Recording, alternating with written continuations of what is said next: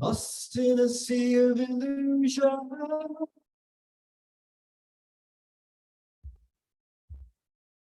feeling so alone.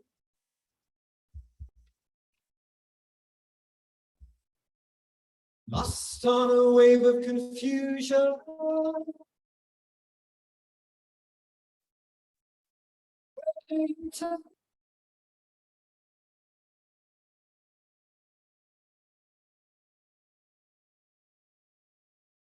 with the tide of completion.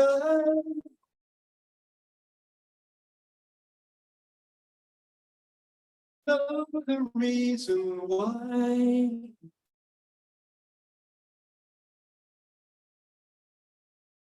Drink in the waters of healing.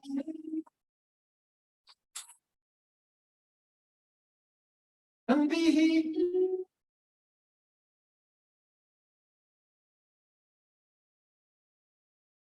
Where can we come?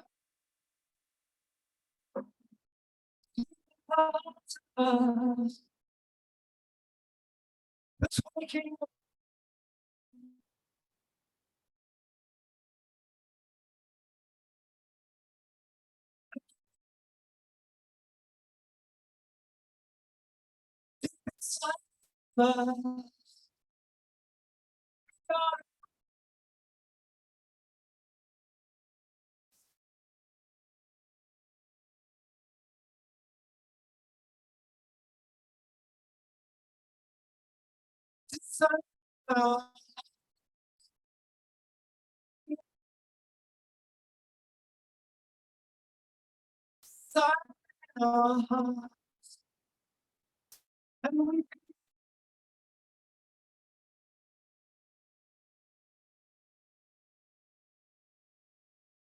And we feel.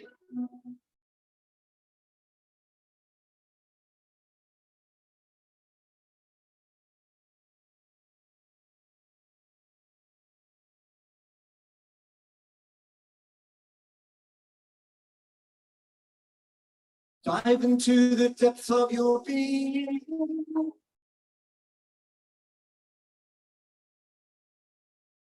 Know that all is well.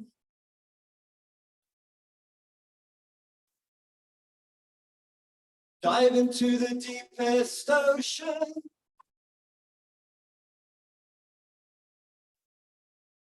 And see the truth.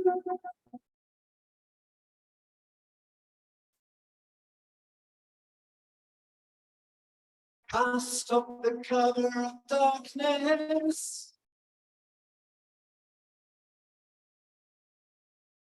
Free yourself from fear.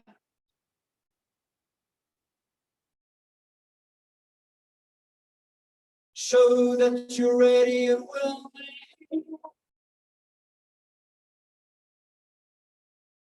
to make the change.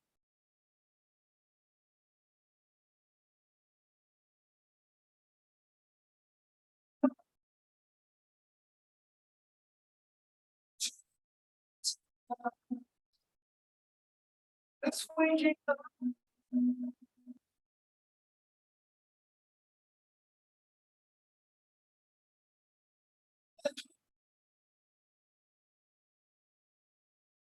Deep inside us.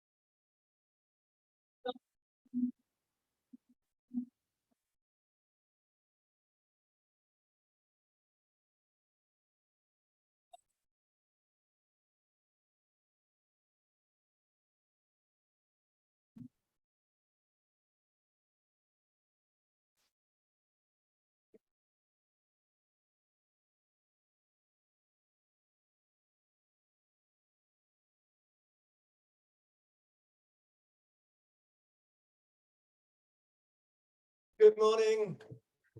Let's hear it up from Omashar.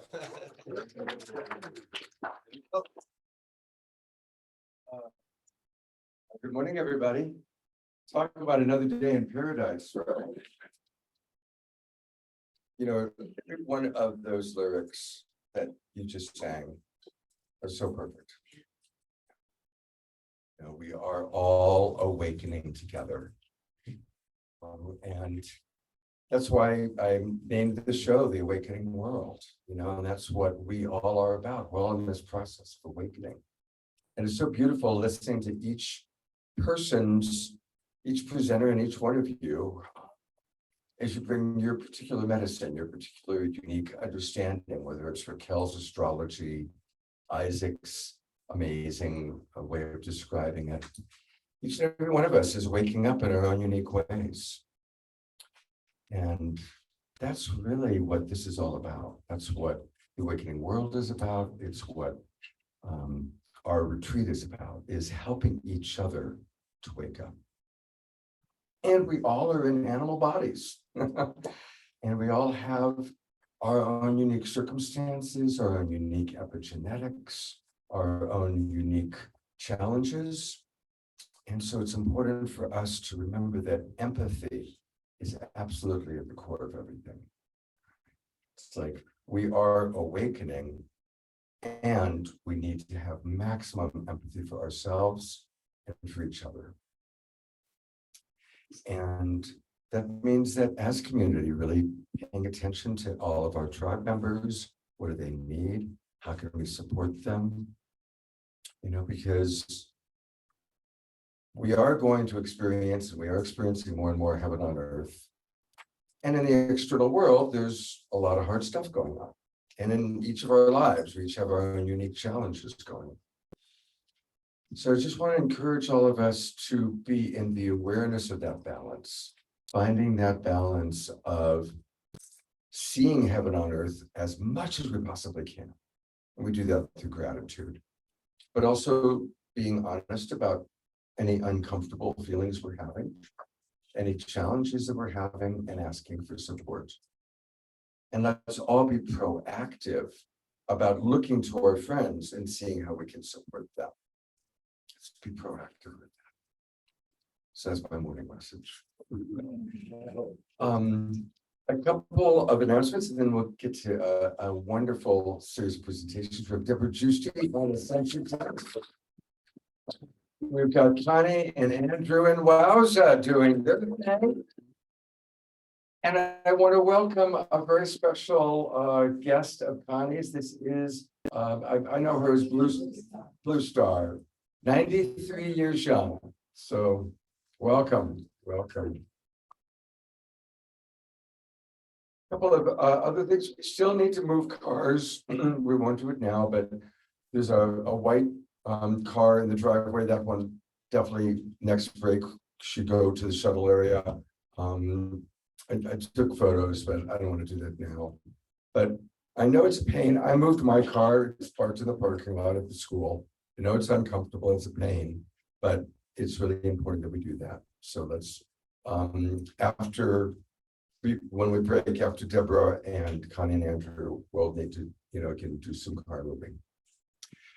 Karen is looking for a ride to Phoenix Airport Tuesday morning. What time is your flight? 3:33 in the afternoon. So you want to get there at like 12 noonish, 1 o'clock?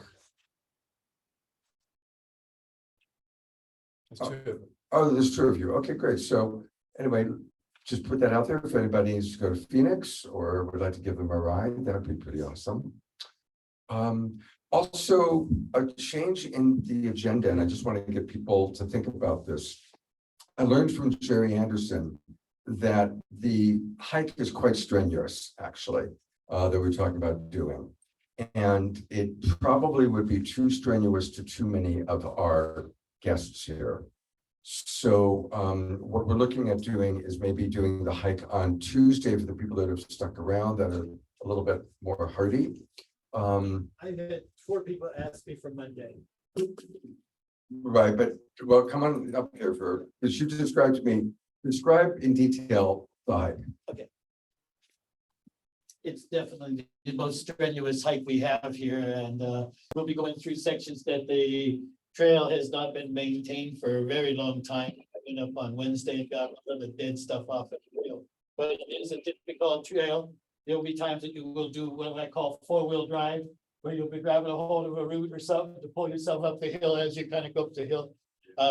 It is an amazing cave. It's difficult underground to tell how deep it is, but I can tell you after the first 2 or 3 turns, it's as high as this ceiling here, that there's no light from the outside after that. So you'll want to have a flashlight, a canteen, that kind of thing for the trip. Thank you. So we're not going to make a decision now, but the option is to move the hike maybe to Tuesday for the people that are still here. And on Monday, there's a woman named Peyton Tons. She's part of Soul Search, and she's doing a cacao ceremony in the late afternoon that we could participate in, or in the early evening. And we could definitely have a couple more presentations and a nice celebration dinner. So I'm kind of thinking of doing that on Monday so everybody can be involved. And then the people who really want to do the hike, take a look at Tuesday. That seems to be what might be most. Or I would do it 2 times. That's another option. Yeah, thank you, Trey. Are there any other significant announcements? Oh, you lost a debit card. So a Visa debit card, Cape Cod. Okay, great. So if anybody finds that, yeah, go ahead and return it. Yes. Kitty scoop and a can of cat food. So there's somebody stole a bag of kitty scoop and cat food. Those coyotes. The coyotes might have got it. Came into the house. Okay. Well, we have a wonderful, wonderful day planned. So with no further ado, let's welcome Debra Giusti.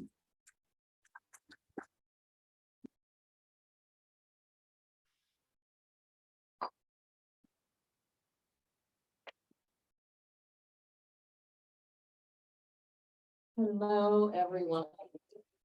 Hello, bonjour. So I'm here to talk about Ascension, which is really one of my core passions. And the other core passion is Soul Tribe. So I'm in ecstasy right now with all of you, because we're going to talk about Ascension, and you are my Soul Tribe. It's been one of my passions forever, is to gather the Soul Tribe. Because I'm very aware that we all came in at this very special time. And I want to welcome everyone that's online as well. Welcome, welcome. So I, like you, are aware that something's going on here. And we didn't just pop in at this time because it seemed like a nice thing to do. We are here for a purpose and a mission and to escalate our ascension. And especially all of you that are here now and everyone online, you're pretty much on the front lines of this transition happening now. So you all are very special and very, very important. And it's a doozy right now. Everything has escalated, if you haven't noticed. We all came in and we were all, especially me, when the 60s happened, it was like, oh, my people are speaking up. I can relate to that. I was a teenager, but I really embraced all the evolution that was happening at that time and felt like I had a purpose to bring that forward. And at that time, I started the Harmony Festival, which was a playground for consciousness, for holistic health, for spirituality, for ecology, for all those evolutions that have sort of seeped into our mainstream population now. But then 2020 happened. And that was, it was predicted astrologically, because I heard from my Ascension teachers that there was going to be a major escalation towards transformation and Ascension at that time. And I actually was doing a panel on Ascension, and we were saying that at Conscious Life Expo. And right after that, the pandemic happened. And so that's been a huge escalation on so many levels, as we all know. So it's escalated the planet, because everyone had to go into a mass spiritual retreat and look at themselves, because they didn't have all their other stuff. And all their stuff came up. And of course, it's gone in the world too. Hadn't noticed, everything's being revealed over the last 2 years. Nothing's being hidden. And that's part of what's going on now, is that everything that is not of the higher function, higher vibration that we are going to now, is coming up to be revealed and healed. Nothing's being put down. And it's a bit confusing because there's a lot of information going on out there. And it's happening within us as well, as above, so below. So this transformation that's happening, this massive escalation that's happening now, is happening on a planetary level and within us. And so this awakening is happening all over the world. And through all the different countries, through everyone on the planet, they all came here for this escalation. And as I listen to all the Ascension teachers, because I'm kind of a connoisseur of the Ascension, really, in the evenings, when I want to look for something, I look for all the Ascension information that's on YouTube and everything. And I listen to everyone and everybody. That's kind of my forte, which is why I'm here now to share with you. But it's happening for everyone right now. And it's happening on a planetary level, where everything in our society that is not at the higher level that we're evolving to is coming up to be shown so we can deal with it. And it's happening for us, if you haven't noticed. Anything in your life that is not of the higher vibration that we are meant to evolve to is coming up in your face to be dealt with right now. So I'm sure everyone's going through a level of that. And there's rapid evolution and healing and escalation happening now. So it's pretty amazing. So I've been studying the Ascension since 2012, when I went through a dark night of the soul and lost everything that was important to me, which is sometimes part of the Ascension process. It doesn't have to be, but it's a way that everything that you're attached to goes. So then where do you go? You have to go inside and connect to spirit. That's your only option, or you exit. So those are kind of the two choices. So at that time, I'd just gone through a major dark night where I lost my husband, my beloved husband. I lost all my money that I had accumulated at that time, which was about $1 million, to see that all dissipate. And then I lost the festival that ended. And that was kind of everything that was Debra was gone and went into mass connection with spirit, and then just started evolving. And when I was in deep reflection of, okay, well, what's my purpose now? The Ascension word came up, even though I didn't know what it was. And then I just kept exploring that and started studying with a lot of teachers and going through my process. And at that point, I see a whole evolution of what is here for us now, and stages that we go through and where we're going.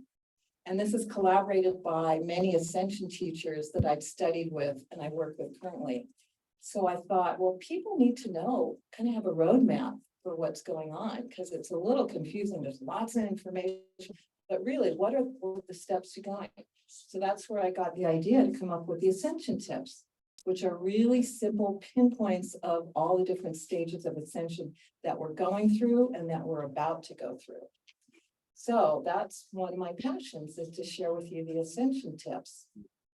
And I wrote it first about 4 years ago with the support of Meg Benedicte, who's an amazing Ascension teacher who I aligned with. And we did some presentations on it. And then the pandemic happened. And so much more information is coming out, as well as where we're going. Like, what is the new earth that we're about to go into, that we're about to build together, that we're about to transition to? So what I have now that I'm going to share with you is my new updated version of the Ascension tips that just came out of the womb last week. So you are all the first to hear me share about it in person, which is really wonderful. So I would love your feedback on it, because it's going to keep evolving, because our information of what's going on is going to keep evolving. So I welcome all your feedback to it. And what I'm going to share with you now is kind of pinpoints of the tips. And you can download them for free on my website. So I'm going to share with you a copy of the tips now and then pass it around, as well as the card that you can download. And then also my other book, which is Activate Your Soul Tribe, which is the other book I wrote, but you can get on Amazon, or you can download it for free at that website, Activate Your Soul Tribe. So I'm going to pass these out now.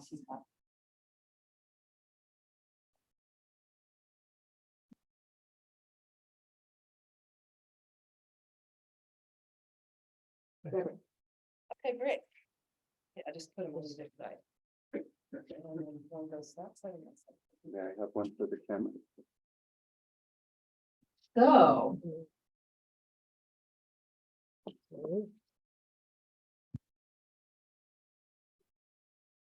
So basically, what is Ascension? So what Ascension is the escalated spiritual process that we're going through now, is a quickening, because that's what's happening on the planet. The whole planet is going through ascension. What I hear from many Ascension teachers is we're actually going into a section of the universe, what is called the photon belt.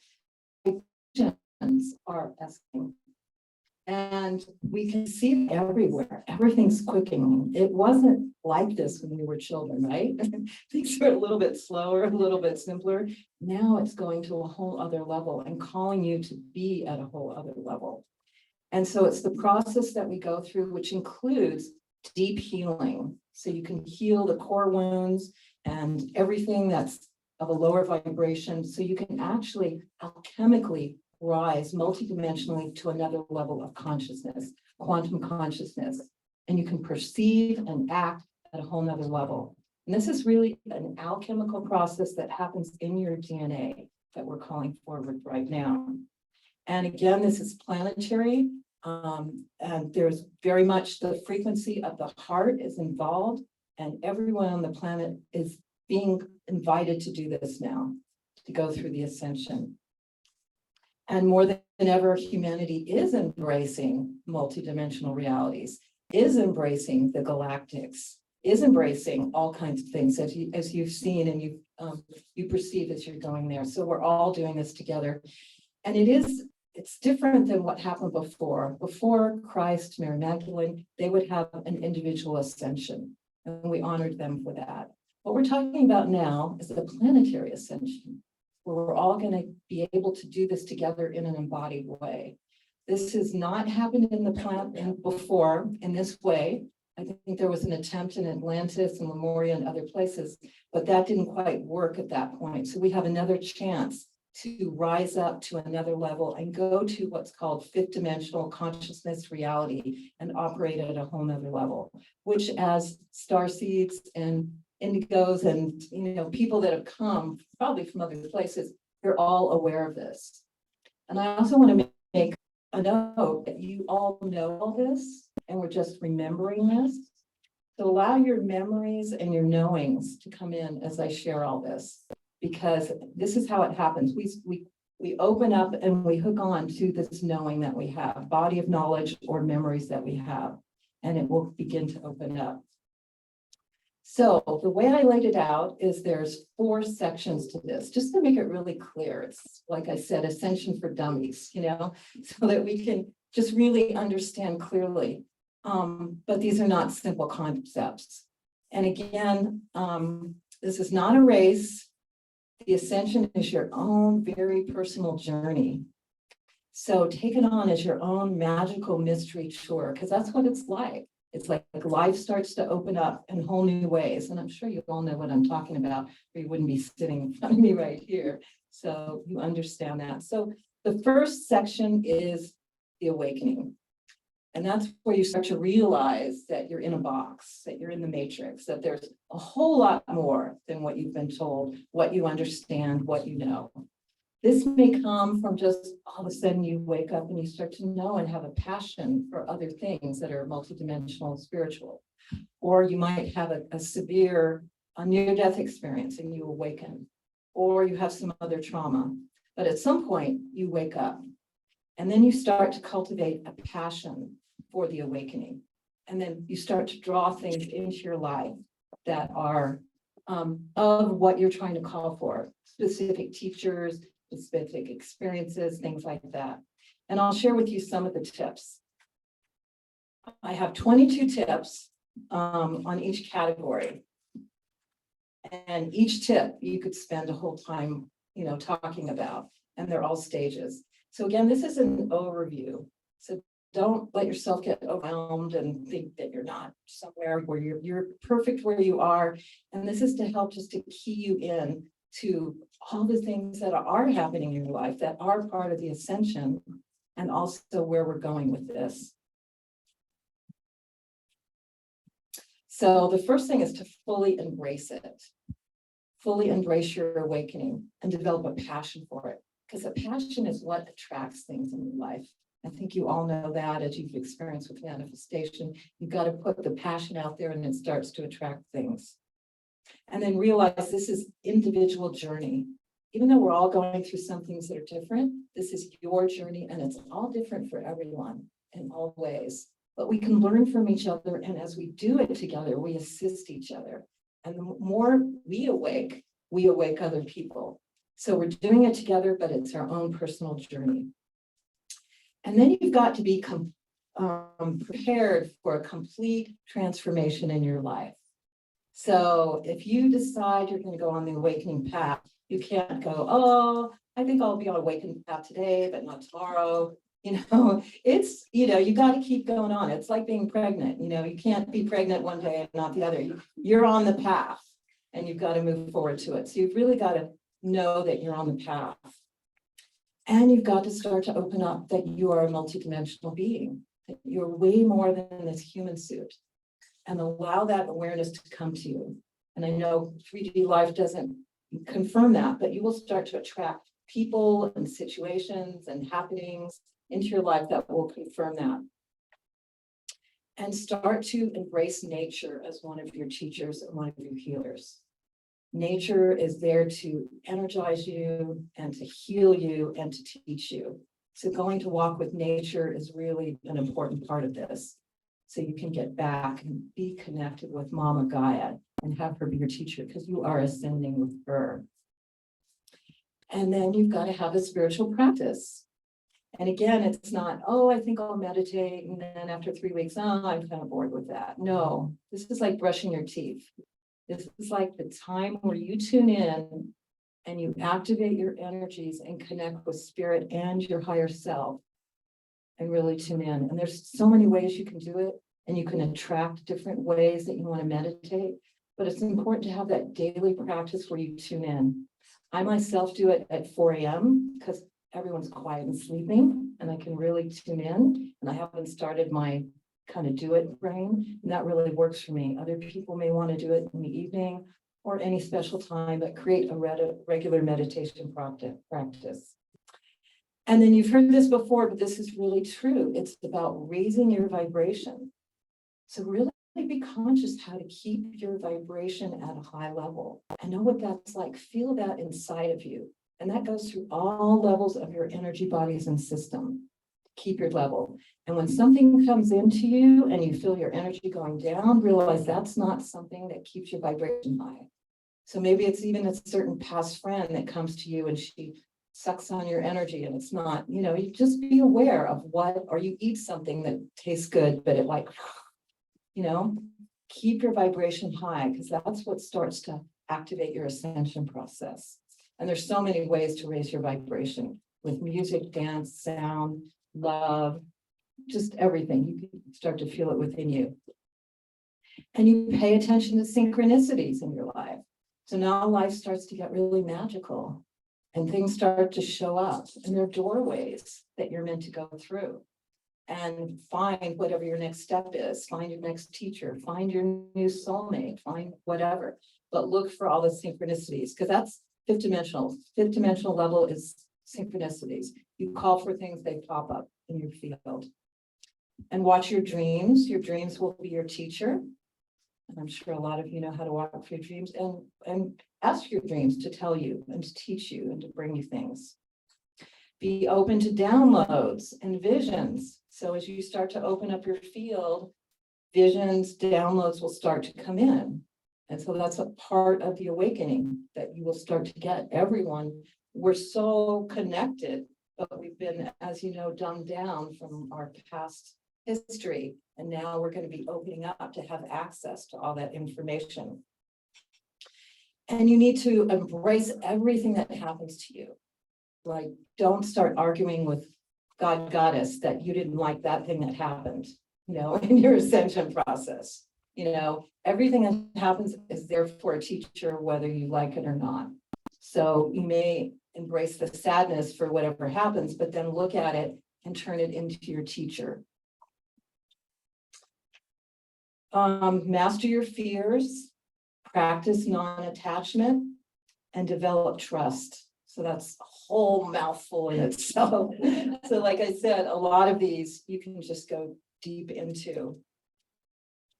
And gratitude, we know if you keep yourself in a state of gratitude, that continues to bring things forward to you. Cultivate forgiveness. I think we all know forgiveness is such a big part of it, because if you're holding that negativity, resentment, you can't attract the next level of the higher vision. So it's a lot of personal work that you need to do, that I know a lot of you have been around for a while, and you know this, and this is in the first parts, but this is like a check that you're still working on this.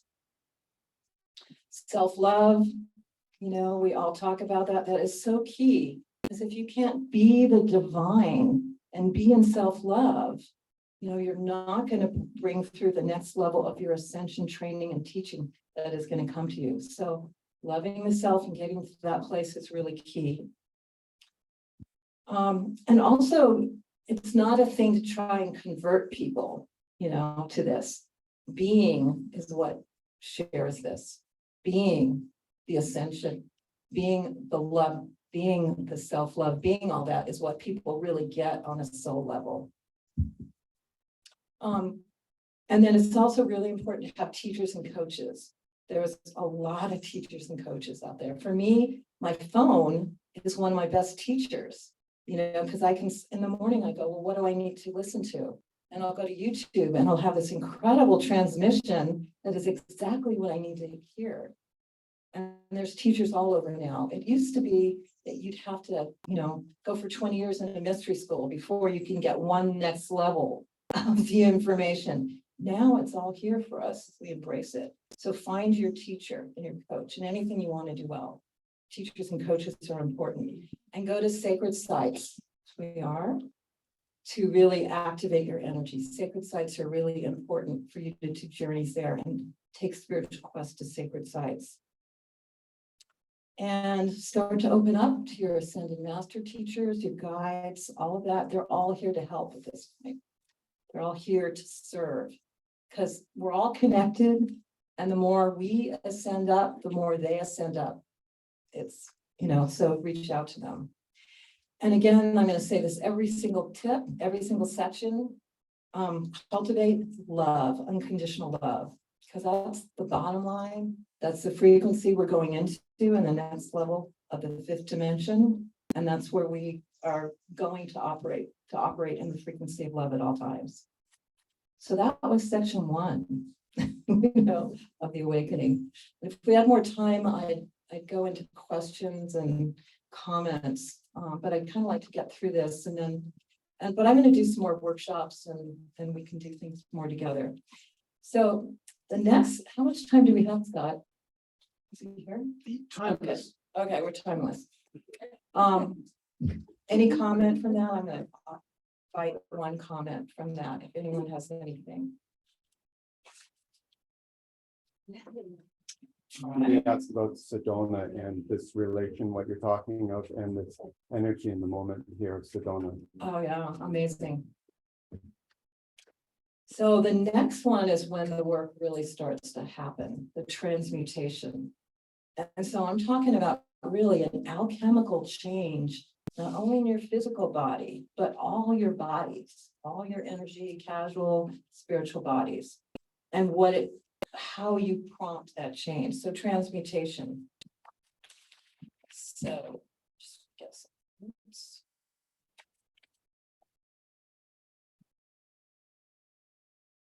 And one of the most important things is to really develop a relationship with your higher self, because your higher self is going to be your teacher and your guide on this. And that's what you can tune into, who you can tune into at any time for questions, for guidance in your meditations, to request to bring you whatever you think you need on your next step. So that's one of the keys. And again, it's not a race, it's your journey, and whatever happens to you is perfect. And all of you are, especially gifted and blessed to be here now and have the consciousness you are. You can be at this retreat and be seeking all this incredible soul tribe connections now. So the first thing is to extract your energy from the global matrix program. Get your mind and your being out of just being in the 3D matrix and live outside of it in so many levels. I mean, that's what Sedona is about, so we're perfect here with that. And learn to master your energy.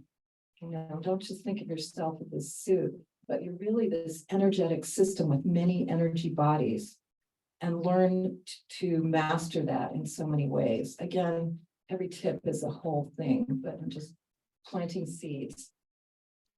And then learn to tame your ego and put your ego in a place that serves your soul and your higher self, not the ego running the show. I think we all know about that, but it's really to be conscious about your ego and putting it in its place. And then one of the most important things is to do your shadow work, because your shadow work and uncovering your core traumas is really, really important in this stage. And that's why we're being all called to do that on so many levels. Because if you don't go down and heal your core wounds, they will come up as you're trying to ascend. They'll come up and grab you and bring you right down and give you some story as to why you're not supposed to be flying there. So that's a big part of doing the inner work, to go to your core wounds and heal them and work with them and be aware of them. Do not live in a state of judgment.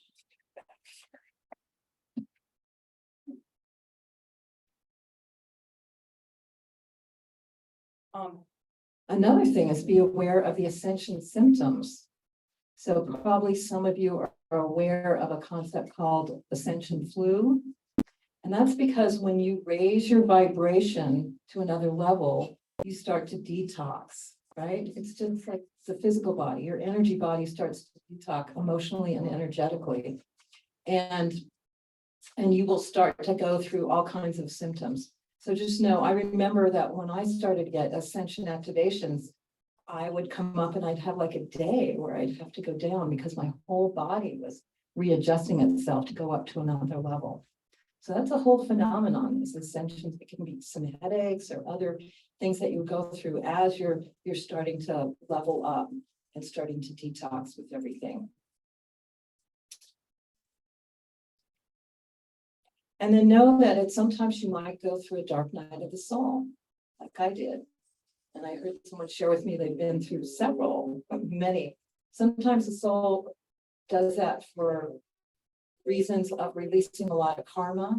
Sometimes it does it just to get you to get on your knees and get serious, or many reasons. So embrace those challenges where things tend to, sometimes fall apart. Maybe your soul will do that to just uproot you from this hold you have in the 3D matrix. So embrace that and go through it. And when you come out on the other side, you're so free, but sometimes that's a part of it. And develop discernment, because as you go to the higher levels, you will have to develop more and more discernment of where you're supposed to be and how you're supposed to place your energy body, your system, and your focus. So discernment is a really important part. And another big one, do not live in a state of judgment. Judgment is a really low level energy. And it's mostly false, because what you judge, you only have a little piece of information of what you're judging. So you're doing all this projection with it. So judgment is a really important thing as well. And another one you're probably all aware of, heal your core negative limiting beliefs. Because ascension is really coming into your superpowerdom, expanding to levels that you don't even think. So if you have those limiting negative beliefs still in your system that somehow tell you you can't do, or you're not the divine, that's going to again stop you. So again, that's important work. And resolve any outstanding karma and complete soul contracts that you have. Connect and heal with your inner child. That's another important piece of work. I know all of us have been in personal growth work forever. And this is why we're doing that. This is why we were so compelled to go into it. So the inner child work, to let the inner child come out and not be suppressed, is really important, and let her know what she has to teach you. And then after doing all that work, the fun starts to happen. Your intuition starts to expand. And you start to operate from your intuition and use that as a sense, as you well should have. So start to really cultivate that and utilize that and test that, because at the next ascended levels, we're going to be using intuition completely. That has now been a little dumbed down and suppressed. So let that evolve and utilize and work with it. And lighten up. Because it seems like it can be really serious, but it's really important to lighten up and take, laugh and be light and enjoy things. So that's a really important part of the process.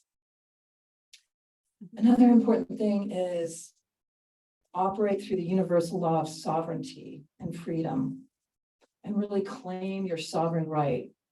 As you know, with what's going on in the world, there's a lot going on with that. Whereas the mass human collective is really embracing that as an understanding that needs to happen.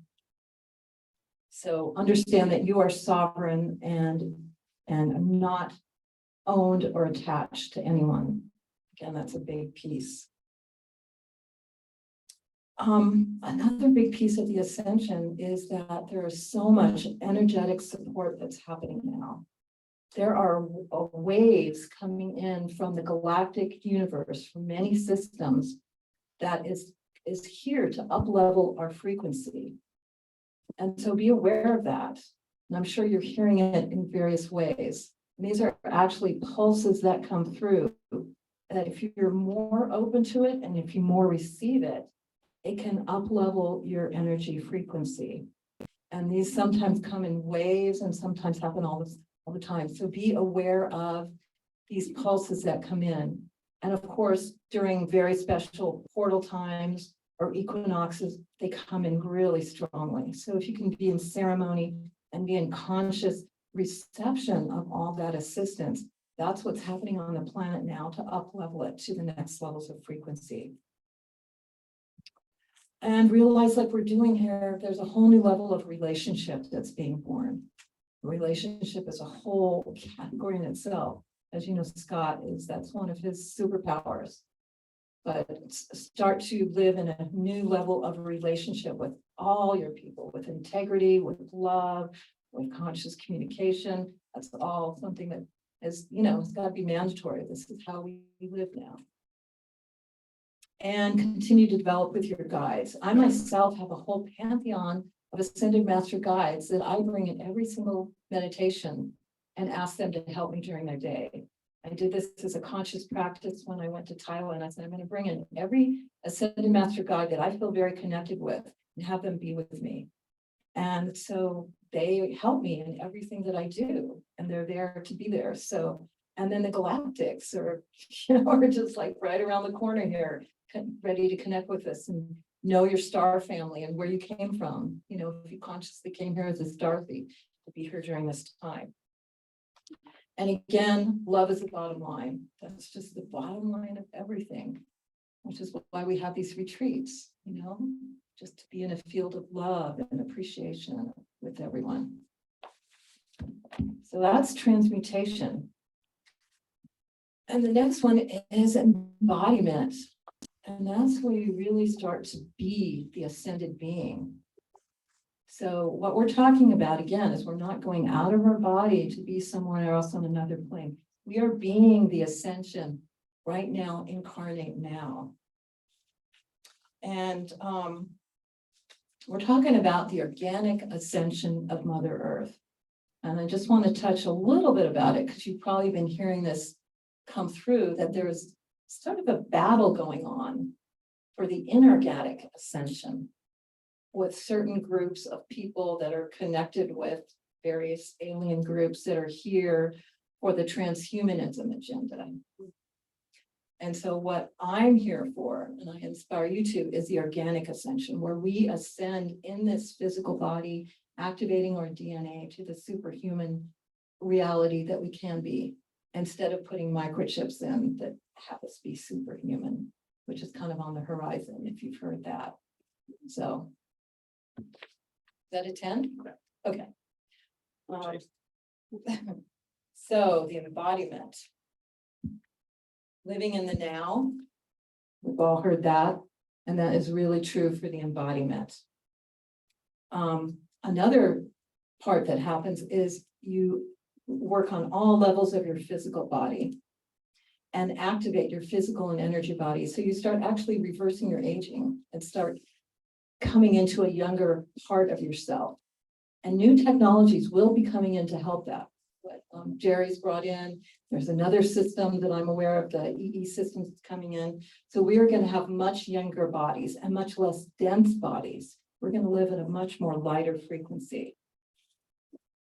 And we're going to start living as quantum conscious of non-duality, of unity consciousness and oneness. So we all talk about that now. And we all know that's where we're going to get glimpses of it. But the embodiment is to live in that consciousness the whole time. And I know people that do live in that consciousness. So it's just right around the corner for us.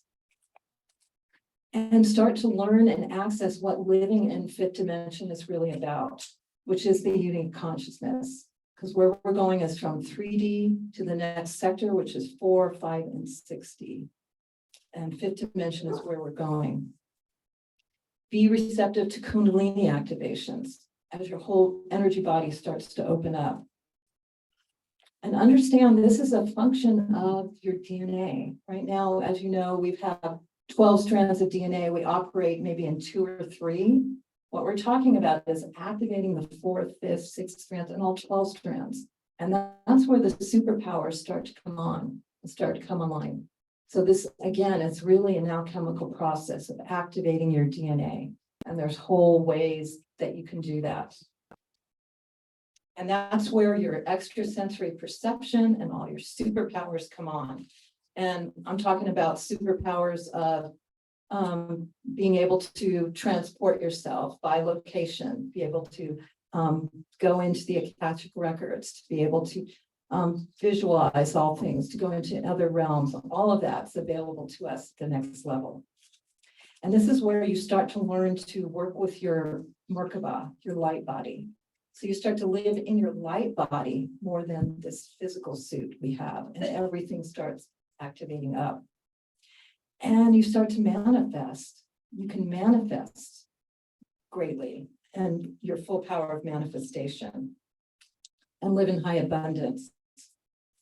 And at that point, you are serving humanity, not just the self. But all this personal growth work is not just for us to get all the superpowers for ourselves, it's for us to serve each other.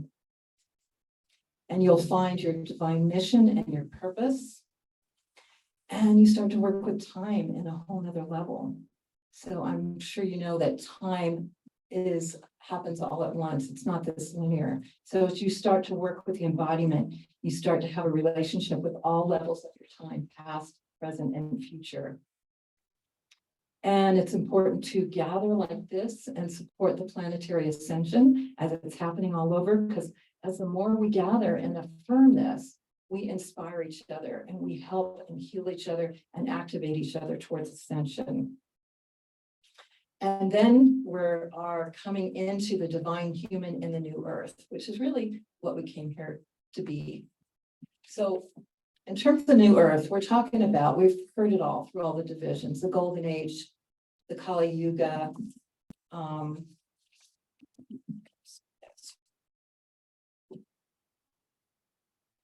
the rainbow prophecy. I mean, when we hear new earth, we go, yeah, that makes sense. Because inside we kind of know that's what we came here to create together, to birth forward for the next 1,000 years. And like I said, we've done this before in other ages, and it didn't work so well like in Atlantis, because the transhuman agenda did come in and kind of hijack what's going on. So at this point, we do have the option, we do have the potential of the organic ascension of humanity. So that's kind of in the battle that we're in right now. But what does 5D Earth look like? What are we going to? So I'll just give you some highlights. We're going to always live in this 5D state, the Christ consciousness, the awakened state, the frequency of love, all as one that we talk about now. That's going to be our world. That's going to be our life. We're going to live in a much higher vibration. Things won't be so dense. It will be much higher. You'll have access to all your memories. You know how we came in kind of pretty dumbed down? We didn't know anything. Well, in that state, you will have access to your past lives, to your future lives, to the understanding that only comes if you can bring through, certain bits of understanding. So you'll have much more knowing of all that's going on. And you'll be able to instantly manifest. So that's a part of the 5D is you think it and you create it. So all that's going to be a part.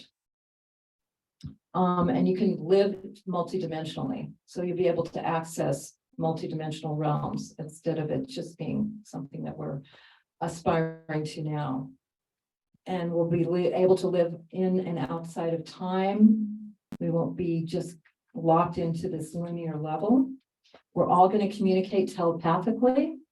So honesty and authenticity is like bottom line, because you're not going to be able to hide in lies, kind of like we do in this, some people do in this 3D Earth. It's going to be all obvious and clear. Collaboration and creating dynamically is just how we're going to do it. Now it's a workshop we have. Then it's going to be how we do it. We're going to live in sacred, eco-regenerative, loving communities together. We're meant to live in tribe. We're meant to all work together. and live together. We are going to have divinely aligned technologies that will help our society operate at a whole other level. As soon as we grow up in the galactics, we can have a relationship with the galactics. They're going to even more and more show us those technologies, which they are now and which are coming through now. Money's not going to be in a system that holds us hostage. You know, it's going to be a whole other level of doing it where your value is what you contribute. It's what you know, is who you are, instead of how much money you have in the bank. You can sit on top of the pyramid. Nature is even going to transform. It's not going to be so violent anymore. It's going to be more like the plant life is, where it just absorbs energy and then gives. Everyone's going to be in sacred community service. It's going to be how we live, kind of like the indigenous live, and we aspire to. It's going to be like that. And we're going to be participating in the galactic universe. You know, we're going to understand there's multi-civilizations out there that we can connect with and we can relate to. We're going to become a member of that galactic community and interchange there. And there's going to be a renaissance of art and creativity, kind of like as civilizations have here once they got abundance in a new level. So what you create and how you create is going to be so much more prized and fun and together. And again, love is the bottom line. It's the love frequency that we're going to, which I know we're all aware of, but to live in that all the time and have that be our flow and our grace and our beauty and our ease. And so a lot of what I've shared here is in the tips, and you can download them. And I've got a description on all the tips. I'm going to create a book as well with all the tips, with more in it, and do some workshops where we can talk about this together and really understand this together. But also I say you are all the teachers, you know, because there's a lot of people out there that are questioning now, especially what we all went through. And you guys are so much more ahead of mainstream America. So I invite you all, you know, to take this on and be teachers and help move this forward, because the more people awaken, and it is through the heart, the more people come forward, the more we all move forward, and it gets easier and easier. And the children coming in now, that's another thing in the new earth. The children are going to be prized as our leaders, you know, instead of putting them through a system that dumbs them down. They're going to be encouraged to be the next leaders and come up. And that's what's happening now, is all the indigos are coming forward. They are next leaders. So look to the children too, to teach us and lead the way. And there's so much more, but I think probably the 10 is almost up. So just any comments or questions before we, yeah. Do you have any information around what relationships will look like the loving relationships? You know, I don't know, but I think it's going to be much more loving and fluid, because that's kind of what we've tended to, instead of being in a box of confined. I know the Palladians are much more fluid, and they're operating at the dimensional level. So I think now the way we are opening to multi relationships, and we all relate to people as we are. In my Soul Tribe book, I kind of talk about that a bit. So it's not confined to this kind of box that our culture curtain is. And you have to be evolved to be able to operate at that loving level and be loved at all times. Which is what Scott teaches. There's a question, Dorina from Ecuador has a question for you. Wanted to know if certain power spots like where we are in Sedona or all around the world increase our ascension. Does it make a difference to be in a power spot? Definitely. That was one of the tips I put. Definitely those spots are healing areas and power spots areas. And I think more and more are going to be appearing on the earth as the earth becomes more and more of a whole activation itself. So yes and no, because you can be your own activation. So if you can't get to a power spot, you're totally fine. Create a power spot by bringing people together and creating the power spot in your area. But yes, if you can go to Sedona, if you can go to the pyramids, if you can go anywhere that your heart says called, definitely. And to go with people that you love. is the most exciting thing. That's my fun thing, is to go to power spots with you, with everyone, and do sacred ceremony there and really help energize and bring back your memories. I go to certain areas that I know I've had lifetimes before, like Egypt, and I bring back my memories of that lifetime. So the power spots can have all kinds of functions to activate you, bring back your memories, and take you up higher, especially with beloveds. So, but this is on ascensionnow.org. You can download the Ascension tips and ascensionnow.org, and it's on your postcards that you have there. And it's going to continue to evolve. So if you read them and there's something you want to share me, what about this tip? This isn't included, or I'm not sure if this is right. I'm open to everything because this is a learning process with all of us. And I'm going to have continued Ascension teachers look at them. And then, like I said, I'm going to evolve them to have descriptions on them. And then a book with various Ascension teachers giving their perspective on what's happening now. And so I hope the book will come out in 2023. And just continue, but find your teachers in your own world, ask your higher self to give it to you, and this will just show up in your world because it's happening so fast now. I'm sure you know that.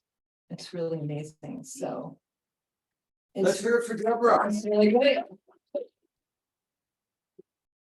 Thank you all so much. And we'll stay tuned for the next level. We are on the path together. It's beautiful. All right. Thank you, Scott. Thank you, Deborah. That was awesome. Right. And you have a nice audience watching. And yeah, I want to take a minute to acknowledge all of our friends that are watching on the live stream. We've got about a dozen people in the Zoom room, and we've got people watching on Facebook or on all the different pages. So you are all welcome, and we're sending you lots and lots of love. We're going to roll right into the next part of our program, and then we'll take our lunch break. And what can I say? It's time for some WOWZA. WOWZA is going to get us up and going and vibrating in her unique, amazing WOWZA ways. Do you want a microphone, WOWZA? And if you could be here, so the camera. I want to stand. You can stand just till. Can I?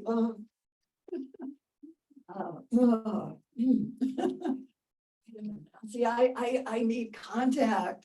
It's been a while since. Do you want to move over by like where Paul is, or? You do whatever you like. Well, I feel like there's a little bit of wall here. So Yeah, you can go ahead, look up. I can wander a little. I've never admitted this before to a group, but it's the actual truth that my first love affair was with an audience of strangers. It's true. It was the first time from a child, and most of us come here with a wounding. And cross eyes, eczema, physical emotional abuse, a skin disease, the town leper. And not knowing any modeling of love. So we've just been doing the best we can. And there was something in tapping into an energy, a primal energy that catapulted me out of extreme inhibition into wow. I mean, whoa, what is this energy? Let me merge with you. Let me be you. I know it's possible, regardless of anything that has happened to us.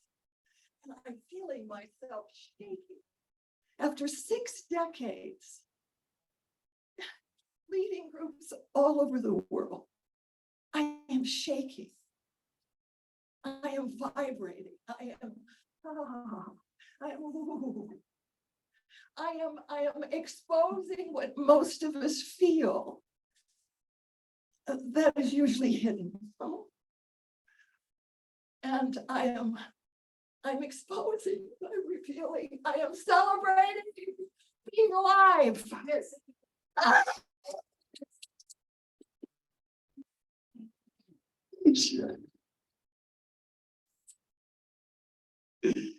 And I celebrate the wounding. That is the theater. That is why we came. Let's have a damn good drama. Really? Because the whole thing is, whoa, a little closer, a little closer, a little closer, you know. And I'm like, oh, one more. Oh, I can finally see me in you. There's no one, nothing. We are not. And see, is it is it safe? Right? We go through these little dances. Woo. And we peak and we back off and we come closer. What is all this about? How do we step into our greater self? How do we come into the big love? Through you and of seeing you as an aspect of my very being, and of you, and of you. And what's so beautiful, what's happening right now is my dear friends, Connie and Andrew, last year we were doing a beautiful ceremony of Dance of Souls and of really looking at some of the, quite honestly, the caca of this drama and of bringing it into fruition so that it can be up to love. And then what is the larger, bigger self-love that we're all a part of? Ooh, ha, cha, cha, cha.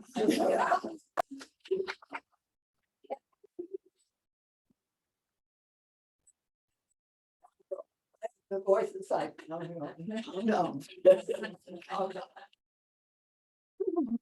It doesn't work. Huh? Your voice doesn't work. It doesn't work. Once you let out the cat out the bag. Watch out. So there's been a lot of talk. What I'd love to have you do, if you could find, I'll demonstrate a little bit. I'm going to do a little piece. I'm about embodiment of the one feeling, the one emotion, the one love that we are all part of. And if I can get that set up first, and then Connie and Andrew will do a piece, and then I'd like to come back and hope you can hang in there to bring it to our greater self. And how do you step into the shoes of something that we all know we are one with? So in the name, in one word, is the all. We can take our name as representative of the world that we came to fit into. And as good girls, as cool kids, as smart, as strong. My God, you gotta be strong. Okay, 6 years old little kid, I'm gonna be strong like daddy. And we developed a social role. My God, I can do this. Except then we can't throw the ball very well because we've built the muscles so strong. Or cool, everything, don't get so excited. So we've all got shapings in this. So with that, maybe just would be better if you could stand just for a moment. Stand up with them. Real quick, we gotta be quick with this because we've got a big thing ahead. So we're checking, how are people doing with being in the sun? Do people want to move into the shade? Is it, or are people getting cooked, or we've got one more hour, a total of WOWZA, Connie and Andrew before we'll break. So it'd be great if we can keep everybody as is, but if people are getting cooked pretty badly, then we could take a minute to move to the shade. No, I'm just asking for the next hour. Yeah. So are people going to be okay for one more hour in this configuration? Okay, great. Thank you. Okay. And what I'd like you to do is one of you simply say your name in your classic style, in your class. Pardon? Oh, you're going to do this with a partner. Charlotte, come up with me. Yeah, just for a second, just to demonstrate for them. Say your name. Charlotte. See, oh, sure. See, she had the word a little. Oh, I like that. She voice straight, the smile. Can I morph into you? Can I be you for just one split second? Can I take on your vibration? Charlotte, say it again. I need practice. Charlotte. Oh, how those eyes and those eyebrows. Ooh, smile. That's it. And so, see, then I'll do my classic one, right? I have a classic one. I was your traditional nice girl, right? Of course. Hi, I'm Elisa. I'm going to give you my regular name. Hi, I'm Elisa. Can you demonstrate? I'm Elisa. You see your phone. Yeah. So you caught, see, the defining essence of a social role. That's not all who we are. Okay. So let's just run that real quick. Each of the degree, you could actually get morph into their body, shape shift into your partner's social role. What happens? Instantly, you get off it, whatever the traditional style is, and now you become another.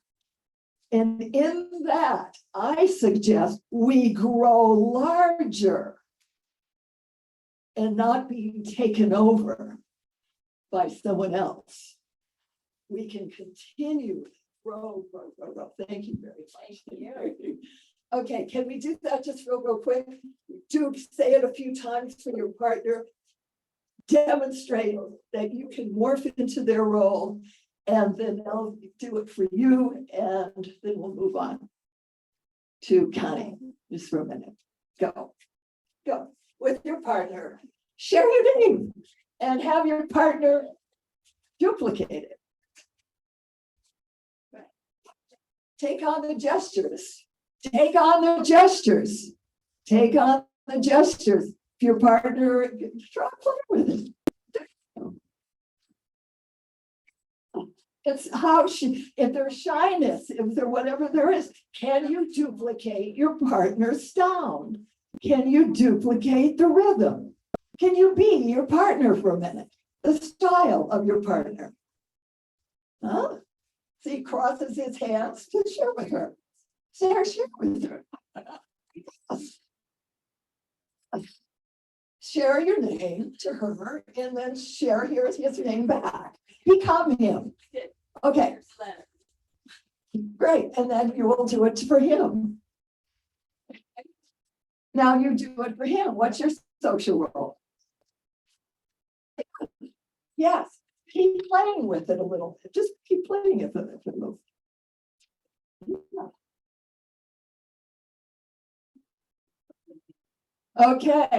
Okay, that's all the time we have. Come back for a moment. Come back for a moment. Okay, so Connie and Andrew are going to do a piece. And what I'm suggesting, as Gabrielle Roth brought in the 5 rhythms, I'm bringing in the 5 vowels. Expressive arts therapy for 60 years, history. of working with people's energetic expression.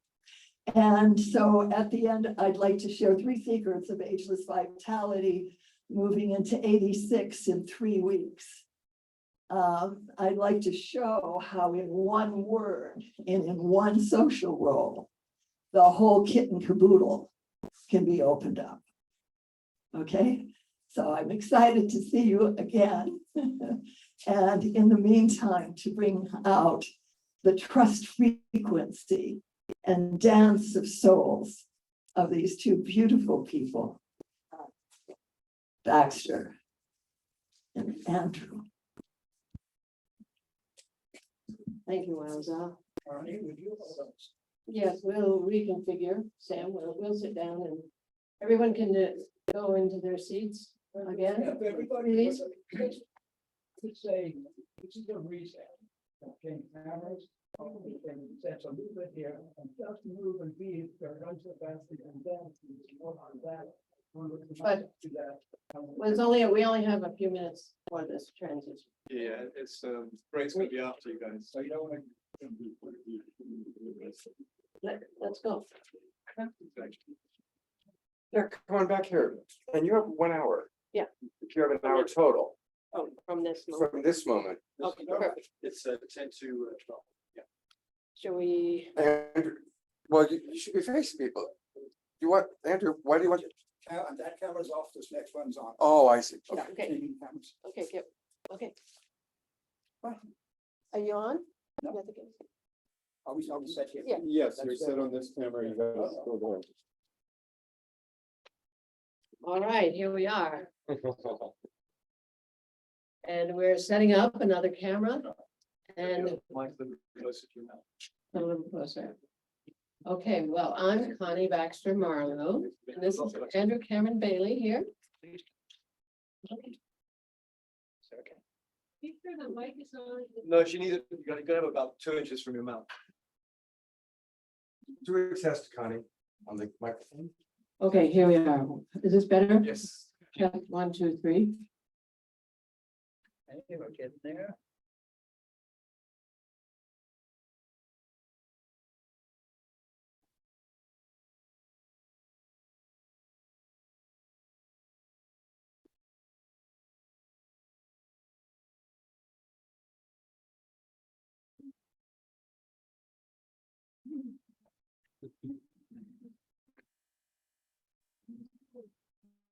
Well, while we're waiting for them to get set up, just want to let everybody know that the lunch will be ready at about 1:15. So they're going to go till 12:45. Then we'll lead through shuttles for people to get the cars and also drop a few more cars off. Then we'll come back for lunch. And then, of course, for the people who want to go to the land blessing, let me know. And then the people who want to go to the psychic prayer, of course, you might want to just go into the psychic prayer from here. And I'm sure there's food near the psychic prayer. By general rule of thumb, who's planning on going to the land blessing? Great, okay. All right, and who's going to the psychic prayer? It's still not people raising their hand for fun. Got it, okay, good. Are you guys ready? We all rolling here. Okay, great. Connie, would you like to do this? Okay, here we are. And we're going to take you through a bit of a dance of souls in the trust of frequency. And so I hope you're ready. You've been being prepared for this, but on the past few days with this ascension knowledge that we're heading someplace very special and that the earth is moving into a higher frequency and it's supporting this ascension process. And we have work to do to keep up with her. She's calling us forth. And Debra mentioned the shadow work, that we do need to go inside and clear those parts of ourselves that we don't love yet. That job we came on the planet to do. So we're going to take you through a little bit of an understanding of the nature of the universe that will help go beyond duality, beyond right and wrong, beyond good and evil, which is a very big leap. But it's the leap into the trust frequency, what we call it, because we learn that we can trust a conscious, loving, abundant universe. And that in the higher frequencies, it is an expanded reality. We've been learning this in the last few days, and Isaac spoke of unity consciousness coming through the heart and through unconditional love. But how do we love unconditionally when we don't love ourselves unconditionally? And we're going to bring you a construct on the nature of the universe that will help you understand that we came to move from victim to beloved, that we are indeed beloved, and that we promised to bring a gift to the earth, to humanity, and to the cosmos, that all of creation is awaiting that gift we promised to bring to the party, which is us, all of us. So I'm going to give a little construct, and then Andrew's going to do a meditation to help you go there. But first, I want to give you a construct on the nature of the universe that we've come to understand through indigenous cosmology and quantum science. It's a synthesis of the two. Visionary elders came into my life when I was seeking the missing pieces of the paradigm. And through them, I saw this reality. So we're just going to give it to you briefly. And that is, our definition of humanity is that we are a collection of divine, autonomous, sovereign beings who chose to incarnate on earth on our journey to wholeness, self-love, self-acceptance, alignment with our divinity, and our purpose. So we're going to ask you to take these statements we're bringing you as absolutely true. Okay, it's a huge difference to say, oh yeah, God is love, God is everything. Okay, but what about war? What about abuse? What about all those things that we call not love? Well, this construct that we're going to give you resolves that paradox. It's the huge paradox that's keeping us from moving into that higher ascension that Debra was just talking about. Because as long as we're in judgment, as long as we're in good and evil, right and wrong, we're in a lower frequency. So it's a big job, a big leap, but we're getting there. So that's our definition of humanity. And then I'll just go over the first 4 assumptions of our 10 assumptions for a new paradigm. And the first one is, it's a conscious, loving universe. There is only love. The love of the universe is unconditional. It gives us everything we ask for. What are our requests? Our consciousness. Here are 7 A's of our consciousness, 7 aspects of our consciousness that all begin with A in one sentence, that determine our vibration, therefore our frequency, therefore our reality. Okay, so here it is.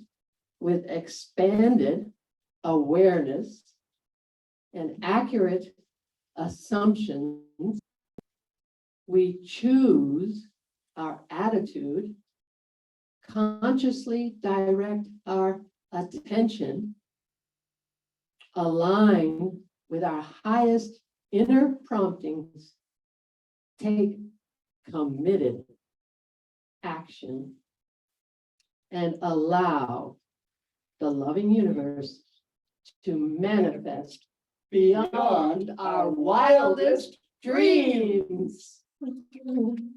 Because we can't fathom what's in that frequency, because we're here in this lower vibration where all our systems and our beliefs were developed in response to a lower frequency. So no shame, no blame. no conditioning, no whatever. We've been responding to a lower frequency. And now this higher frequency, this Aquarian age is calling us forth into a higher frequency. And we have to do the work to keep up with the earth.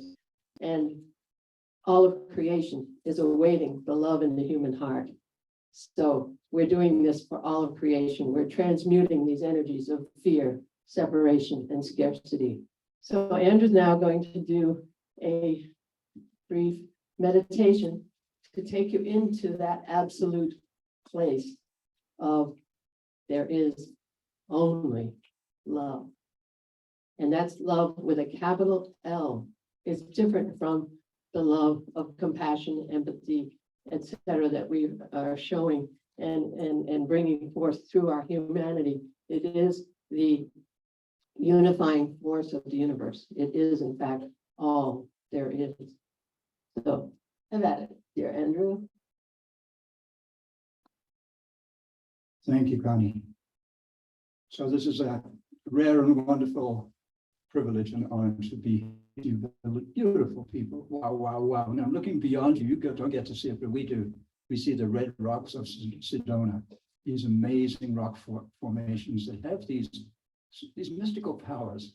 So just be aware that you are completely surrounded by, essentially, I think we can simply call it spirit. If you possibly can, take off your shoes and socks and be grounded, because it's really important to maintain our connection. If you're on the grass, that's even better. If you're not, the concrete works. Sit as comfortably as you can with your spine as erect as possible, but not stiff, just relaxed. Just, as Bart was saying last night, it's as though you have this string that is all the way up to the center of the universe that we are suspended from. We are sort of like these dangling puppets just waving in the breeze. Let me give us a little background here. This is going to be, I think you could call this a shamanic journey. Is anybody okay with it? I mean, everybody okay with that? Is that we're going to go somewhere. We're going to go very quickly and come right back again. So don't worry about it. The shoes will still be here. And I'm the science guy of this team, of the Connie and Andrew team. We're the authors of the trust frequency. As Connie just said, it's a synthesis, if you will, of quantum science and indigenous wisdom and just plain common sense and ancient Vedic wisdom and all of the wisdom of, it's a distillation of the wisdom of humanity, if you will. I like to think of it that way.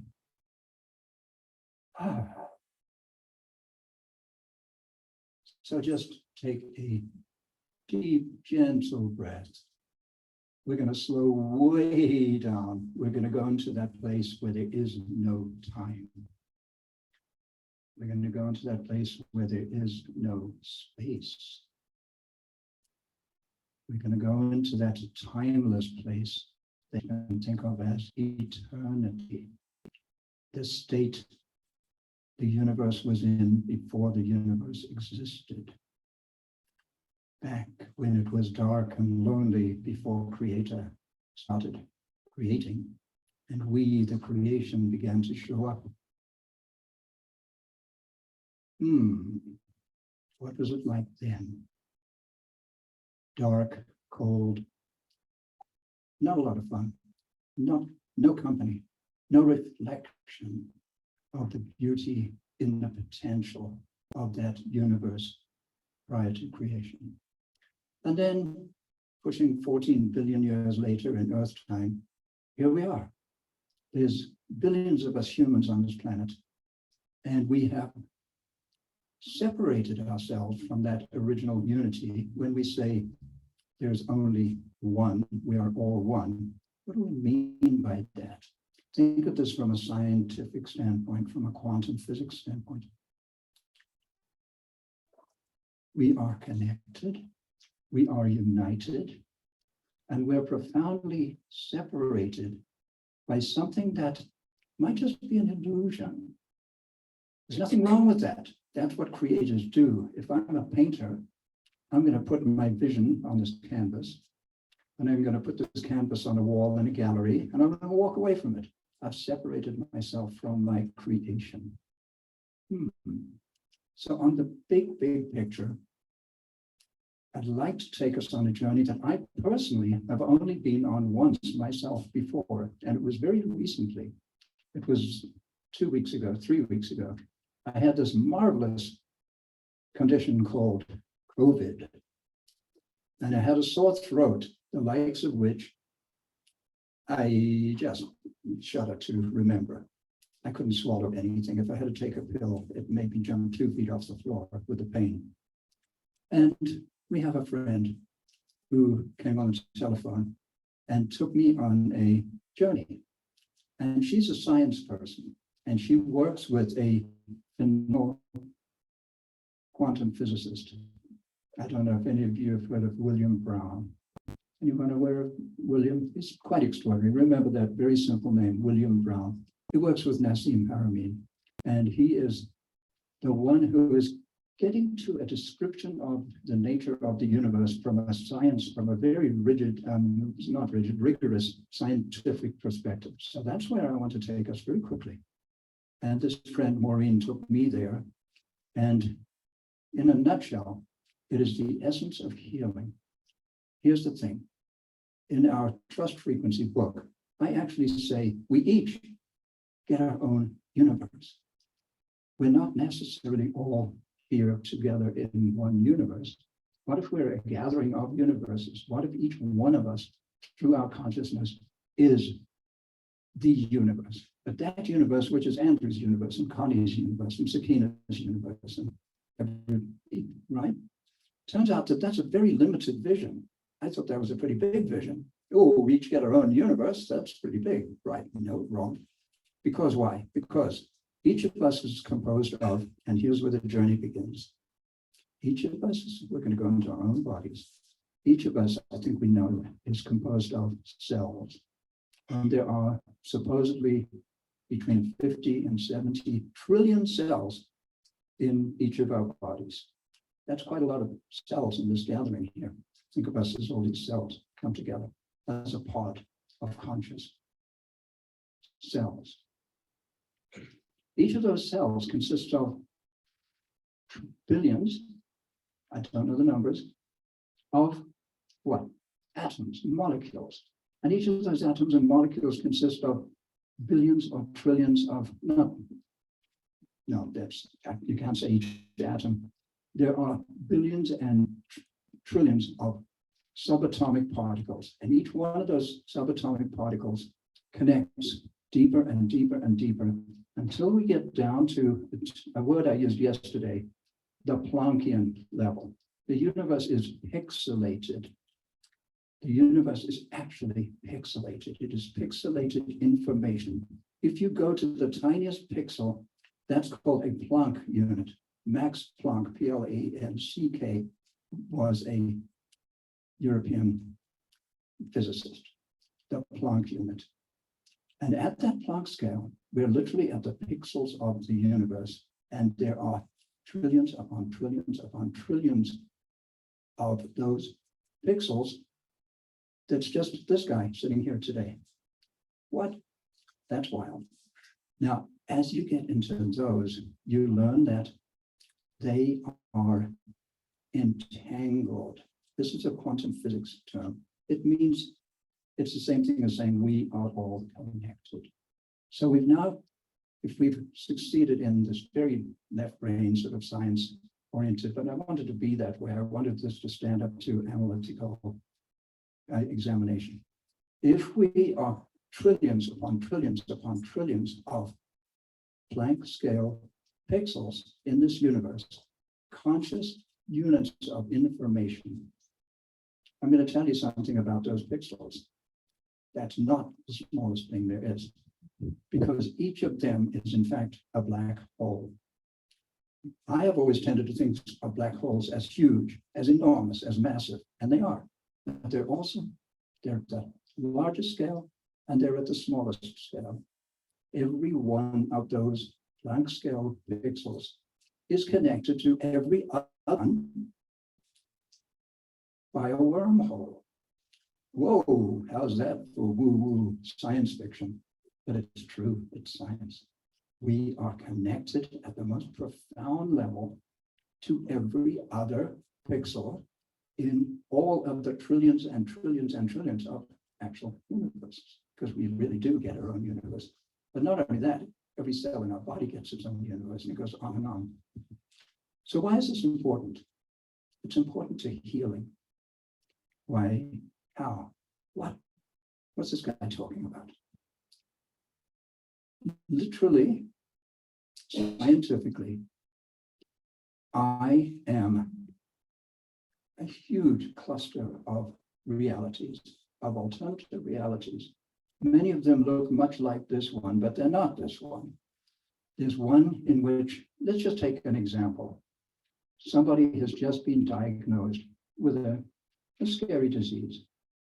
We've got, and we put names to it, cancer, emphysema in my case, a non-smoker, but I was diagnosed with emphysema. I was in the construction business. I breathed a lot of toxic stuff. Probably wasn't a good idea. However, there are trillions upon trillions upon trillions of realities in which I do not have disease, any diseases, none of those things that frighten us and end up making us sick and even killing us.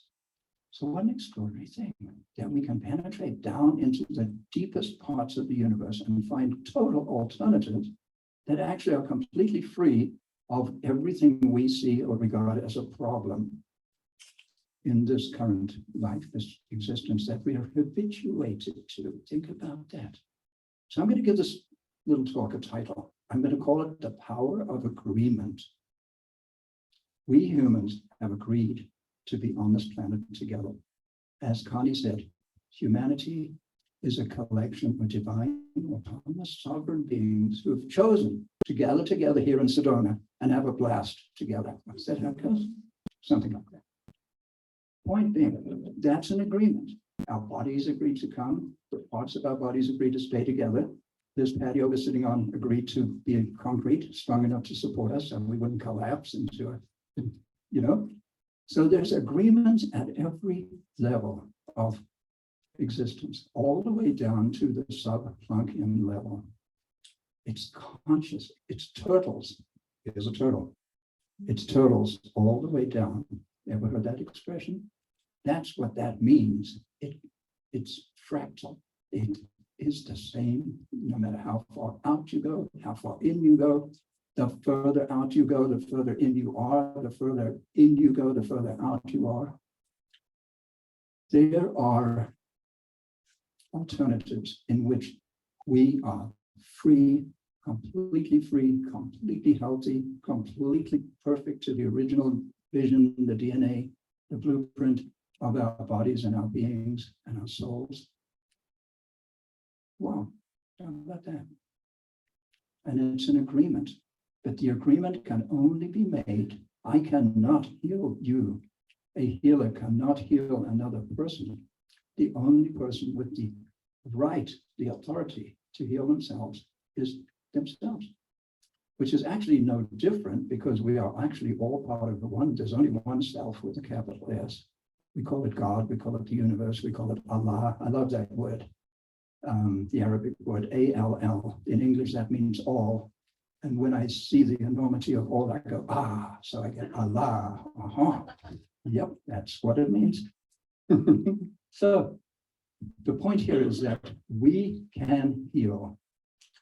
And we heal by knowing that we can go into a new agreement because every one of us is in relationship. And this little play shop here, so I'm being a little playful, this play shop is about relationships. It's called the Dance of Souls. What is a soul? It's a conscious pixel in the universe that is big enough to become me and you and you and you and you and you and you and you. How cool is that? And we can dance together and we have relationships with each other and we find each other and each of us is a mirror to everyone else. How sweet is that? How extraordinary is that? Ever been in love? Anyone ever looked into that mirror? You're seeing yourself. Maybe I'm a boy and it's a girl, and I've always wanted a girl. You know, somebody said they're really pretty cool. You know, and yeah. So this is fun, it's deep, it's profound, and it's about the essence of healing. And why, as souls, do we come together? Why do we get into relationships? Perhaps it is so that we can heal ourselves and heal each other and get beyond the consequences of the illusion of separation. Because the consequences of the illusion of separation have resulted in a rather, from my perspective, scary world today. What? We're divided into 200 countries, nations, each with its own army and air force and navy and all this stuff. It's like, what is, who made that up? We've constructed a rather absurd, our species, our beautiful evolving species, has gone a long way down a weird road from my perspective. We created it, we can uncreate it, we can recreate it. And I think we have work to do. I think we have conscious evolution to undertake. You know that term. Yeah, our beloved Barbara Marx Hubbard. So, has anybody left the planet? Is anybody still at the subplunkian level? Or shall we invite ourselves back?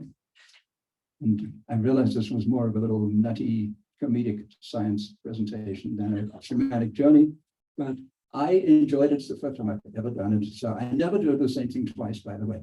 And if you go on our Dance of Souls online course, I've got, I believe, yeah, we have 7. Essentially 1 for each of the 7 A's, the aspects of consciousness. And there's a whole bunch of those. So if you enjoyed this one, those ones are a little more structured. They're a little maybe less spontaneous, although I have to confess they were totally spontaneous. I sat down in front of a camera, opened my mouth, and out they came. Yeah, it's true. So I love just being in the now, trusting the moment, trusting the wisdom. There's not my wisdom, it's the wisdom that comes through if I get out of the way. And the dance of souls. And my current dance partner for pretty much precisely 19 years this month, this gorgeous being on my left here. Woo! And I'm going to tell you something about how we met and where we met, and then I'm going to hand the mic to Connie. We met at a place called the Omega Institute in upstate New York. Anybody know the Omega Institute in upstate New York? Yeah, I was involved with Omega since 5 or 6 years before it opened its doors. I was part of the Pir Vilayat Sufi group. But years later, I returned there with some Siberian shamans that I've been working with. And there were about 110 participants, and there were 9, I believe, wisdom keepers. It was called what was it called? The Return of the Wisdom Keepers, something like that. And one of those wisdom keepers is sitting right in the middle of the circle here. There she is right over there. Her name is Sakina Bluestar from Sedona, Arizona. There she is. Hello, Sedona. Hello, Sakina. Not kidding. And I met Connie and Sakina together at the same exact moment in the same workshop. And that's how we met. That's Sakina, that's 19 years ago. And I'm going to make a public announcement here. On our 20th anniversary, we've been engaged for 19 years, this young lady and myself. We're seriously considering tying the knot next year on our 20th anniversary. What do you think of that? So that's that. Sakina married us spiritually in the Monument Valley several years ago. So we have not been living in sin. Thank heaven for that.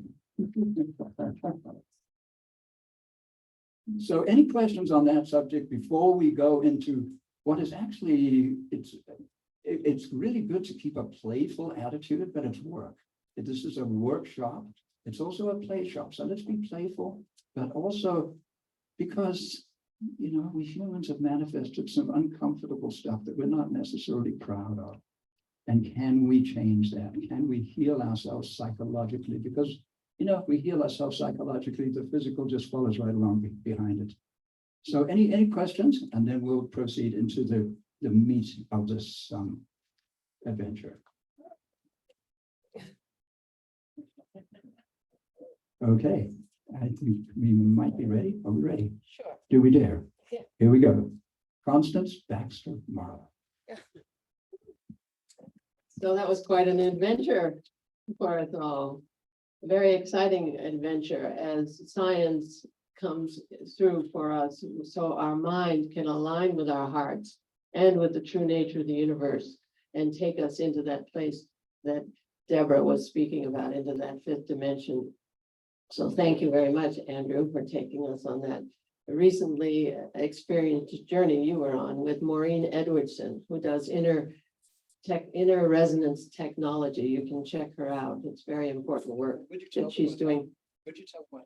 Sort Oh, he forgot to mention that his sore throat went away almost immediately. So what we're here to do today is this dance of souls in the trust frequency. And I gave you a reality, an absolutely true reality, to take that on right now, just to see how it fits for you, for the exercise of seeing that we are beloved, that there is only love, and our soul's journey to wholeness, that we made an overarching act of free will. And one thing I did leave out as far as the assumption is, there is only free will. There's only love. There's only our soul's journey to wholeness. There's only free will. So you take that construct and ask questions within that construct, and it flips everything, because we see that each soul has a journey. We don't know another soul's journey, what their contract was, what their overarching act of free will was to come to earth to experience. So then we have to say that whatever it is in fact a choice, a free will choice. And people who've been through extreme abuse, through extreme situations, are coming to understand that. I was just talking to Bart last night, and he's been through tremendous challenges in his life, and he knows that they in fact served him to come to where he is today and to bring his gift to the world. And I figure a lot of you have been through a lot of circumstances and are feeling that way. And once we get out of the victim consciousness and just know that it has to do with the promise we made to come to planet Earth and bring the gift of us, all of us, not just the parts we want the world to see, not just the parts that society said, oh yeah, show up, and if you're smart enough, and if you're good enough, you will succeed. Well, that led us to hiding aspects of ourselves that we don't love yet. So that's our journey. We came in we chose our families, we chose our circumstances, we put certain circumstances even through a filter to get the wounds we needed to take in, that we would process through our lifetime. We would take these in childhood, and we would feel victimized. We would feel, oh, I'm not okay. I'm less than. I'm stupid. I'm this, I'm that. Those things that work we came on the planet to do. And we put a mask over that, a beautiful mask. Oh yeah, I'm gonna do well in school, even though I know I'm really stupid, but I'm gonna do well in school. I'll show up, they'll think I'm smart, and I'll get a job, and everything will be fine. Oh no, that's because we told the loving universe, take me on my soul's journey to wholeness.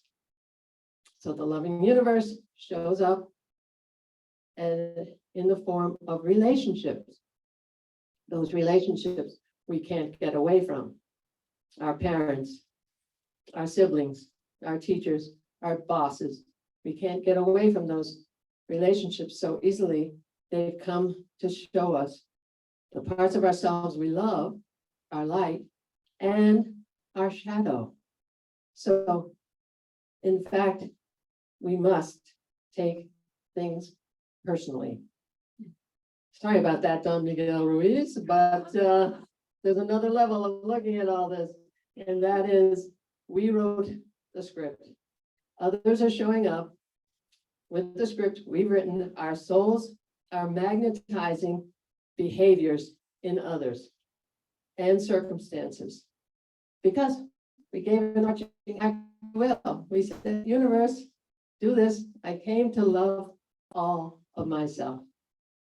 And that's key in everything that's being said in these last couple of days, to get to that place Isaac was talking about, of unconditional love for others.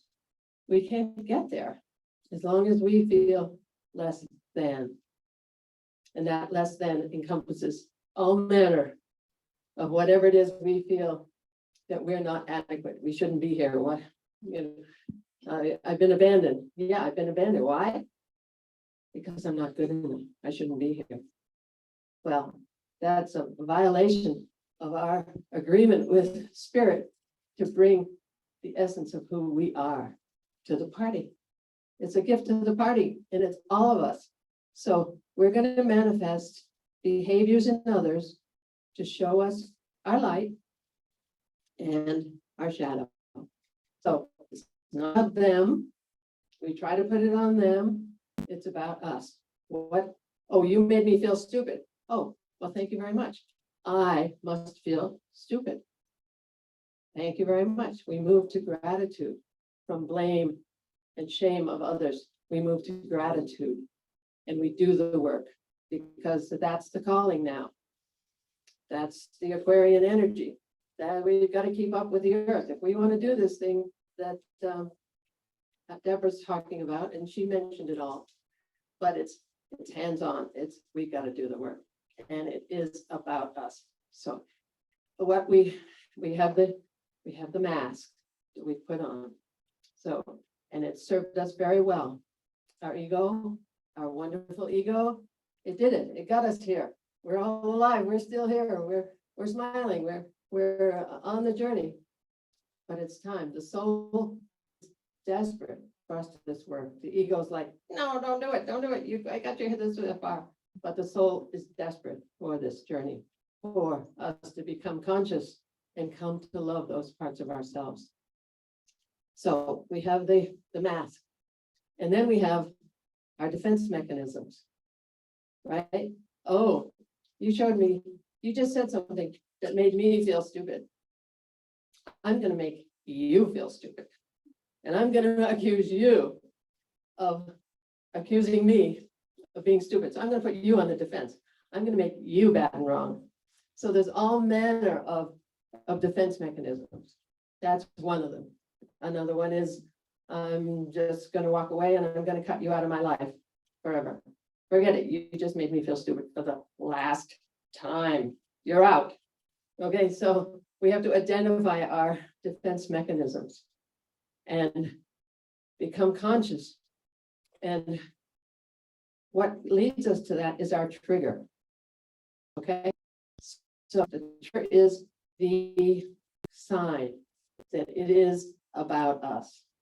People can do and say anything when it's about them, but if it triggers something in us, then it's our signal to go inside and learn to love that part of ourselves and feel how stupid I feel. I felt all my life, and just feel the feelings and bring them into the light, and just know that we all came here to be a magnificent piece of the divine with a gift that is us.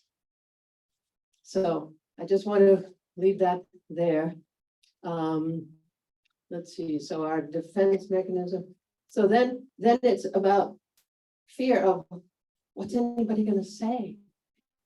What are they going to do if I actually be me? That's a scary one, because I'm shown as this person, and now I'm going to be that person, that true me, like WOWZA was saying. Bring our true self to the party. So just know that true self is what all of creation is waiting for. As Andrew said, we are all of creation. So we affect all of creation with everything we do, every thought we have, every emotion we have. We are serving the collective consciousness with our work. And we've got to do this work for all of creation. We promised the energies, we transmute these energies of fear, of separation, of scarcity, and we've done a great job. So now I think WOWZA is going to come in and do a little thing, and we're going to close it with our vows of love that we have. So we're going to have you all, I'm going to read these vows of love, and you're going to walk around and look in each other's eyes and repeat after me these vows of love. But WOWZA is going to take you into a little something. All right, WOWZA?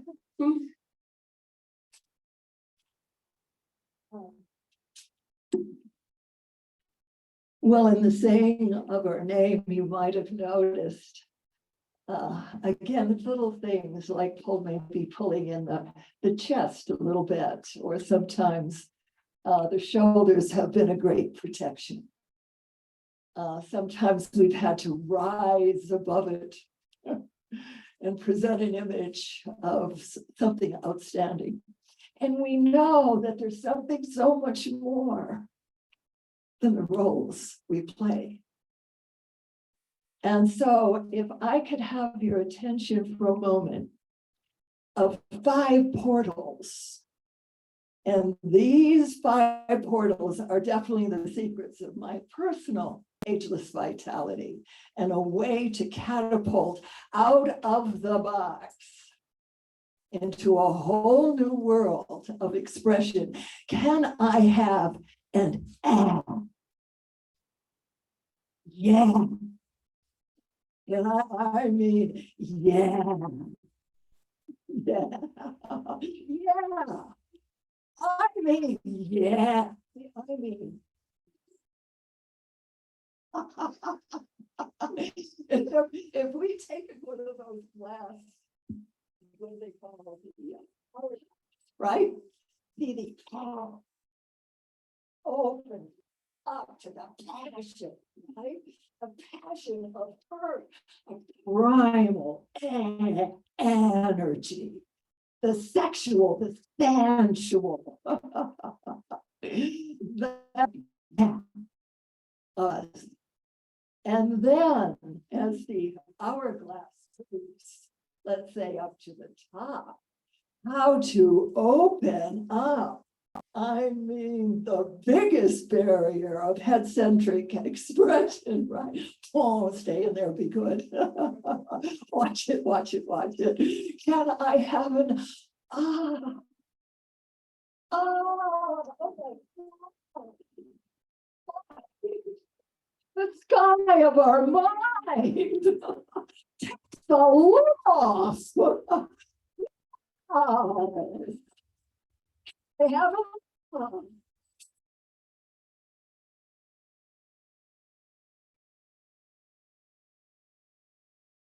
for the skin. Where do we end? Where do we end?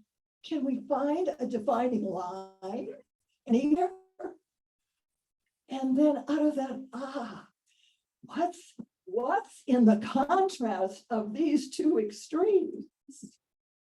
We have the great, the soul, the solar plexus. Can I have an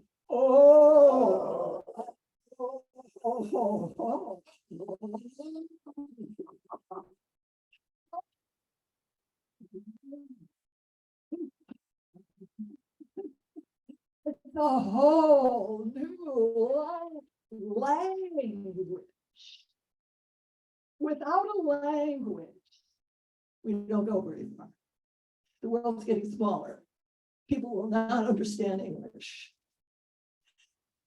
The vowelings of that name of yours, if I take a leap, but I want to finish, how to bring it all together. First, we have to see this opens up the sky of our mind.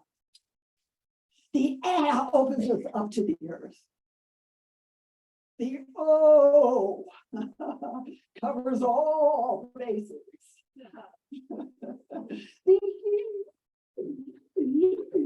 Can I?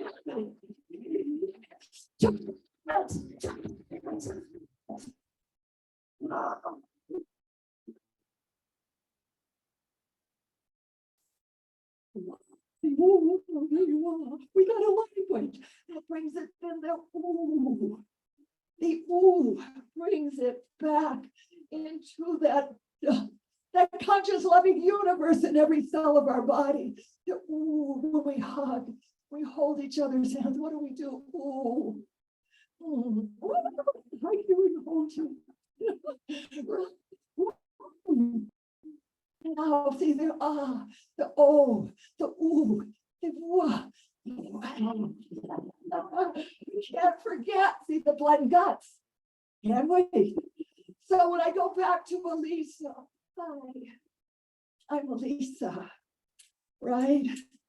That one. I could walk my whole life as that little girl that got razor straps and cross eyes and eczema over half my body. The town leper, right? And a little quiver in my voice. Just imagine. But instead, the give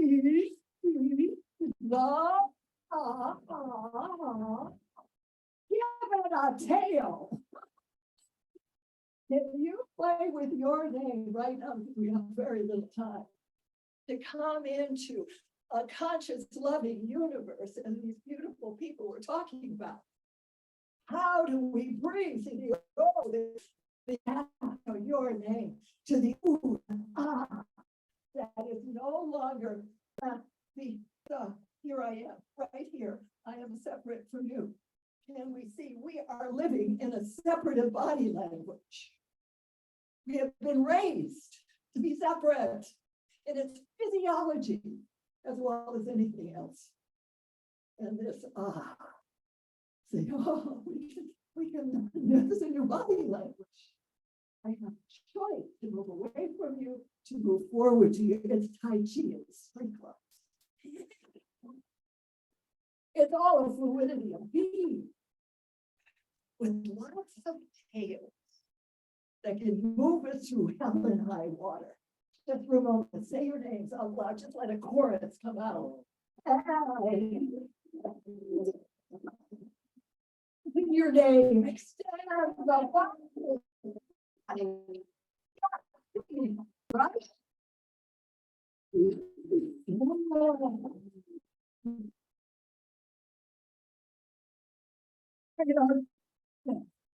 I'm going to a big cell.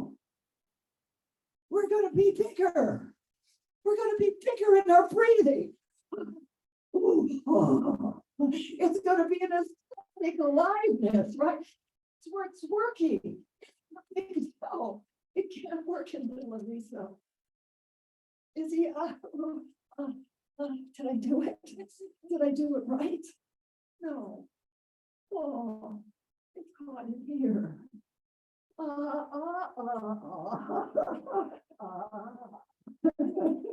I caught one pair of eyes. Oh, so I give you this portal. Oh, and out of that, can we stand? Because they're going to be moving with the great love frequencies for a moment. Oh. Can we just call an echo? Can I have a yeah. See where can we look? See you. Oh my God, I see you. I see you.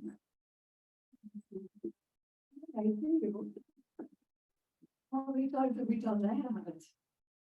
What's it go? Oh, come on. Let's move. Can we now? This is the whole pre-verbal language of our feeling nature. Hi.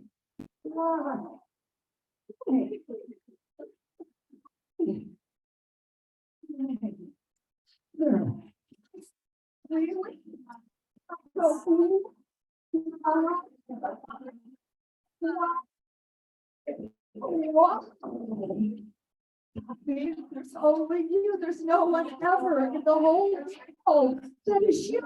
Cannot allow you. Oh.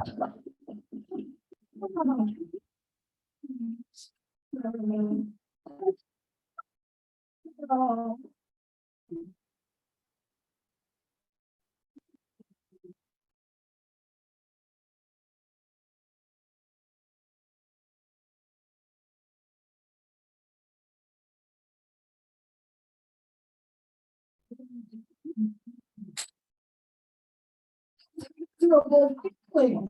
We don't have to use the word anymore. Oh.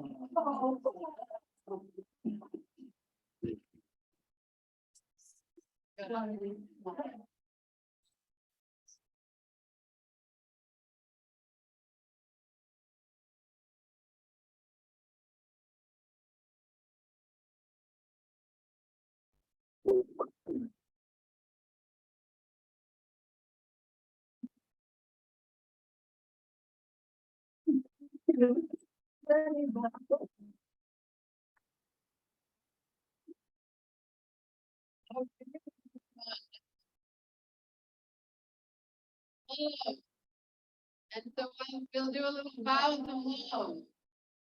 And we'll just carry on and we'll just wander around and look at each other's eyes and repeat after me these vows of love. Here we are. Okay. I will faithfully.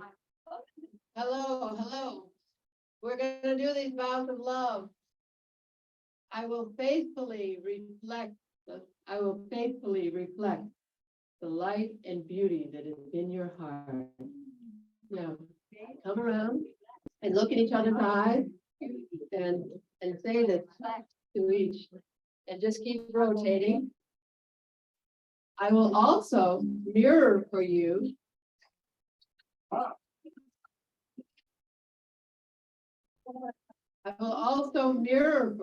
come say it,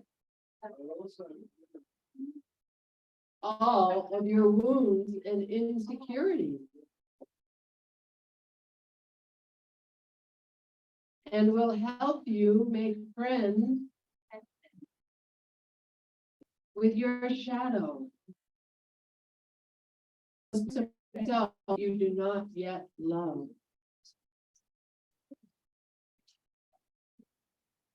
I will as well thank you and honor you for mirroring for me the parts of myself that I cannot see. Each time I try to blame and judge you, I will remind myself to look inside and articulate and bring into the light my shadow side that you have shown me. I realize that by entering into a relationship with you, I have agreed to walk with you into deep unconscious levels on the journey to wholeness. If at any time we decide to end this relationship, I recognize that it will be because we have served each other's growth as best we can. I look forward to the day when the fruit of our time together will have ripened through the many seasons of our relationship. Now, for a big hug.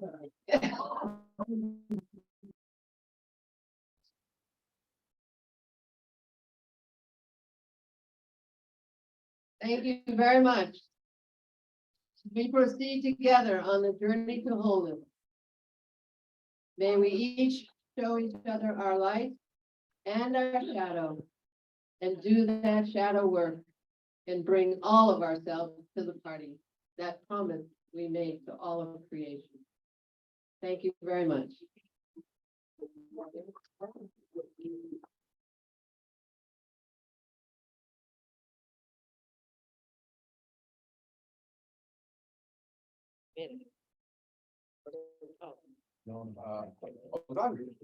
Let's first song. Hey, everybody, before we break, we're gonna have one more Omashar song. And that's gonna be kind of a fun way, and then we'll take our lunch break. And remember, again, we really gotta move cars. So I know that some people wanna go get their cars. I will, if you need to know the address for the land blessing, let me know with the psychic fair. I'll be around. And I will go with one of the shuttles because I've got to get something from my car, actually. And let's get one more time for Connie, Andrew, and WOWZA.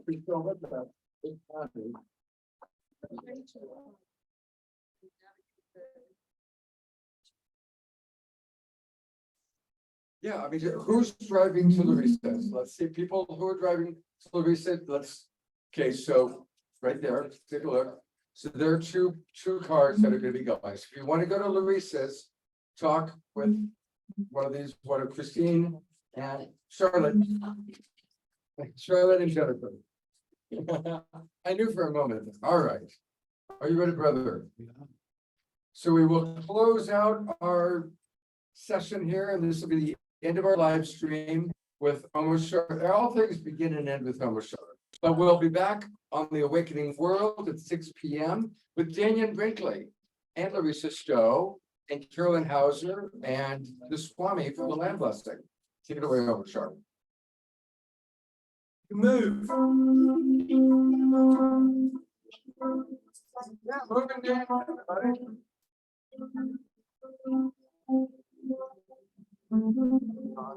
Good. Yeah.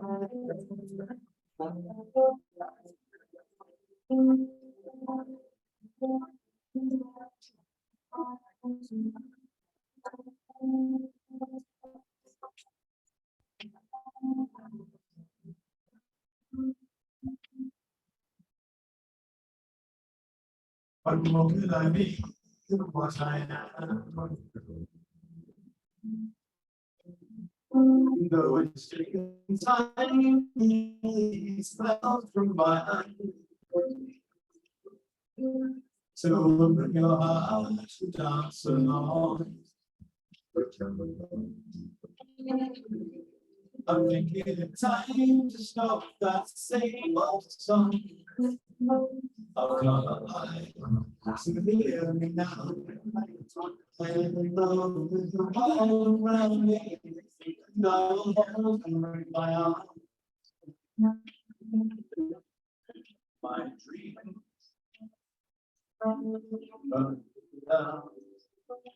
And live to live my dream.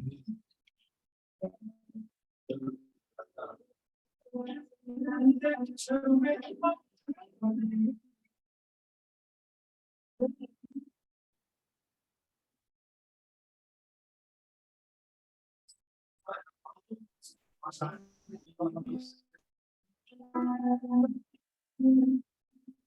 I've traveled for time to see you standing right.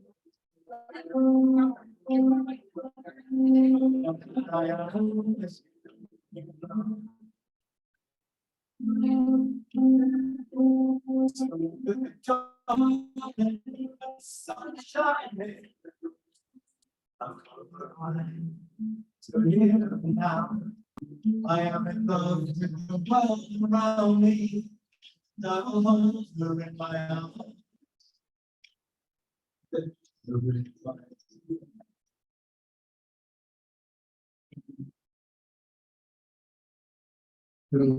My dream.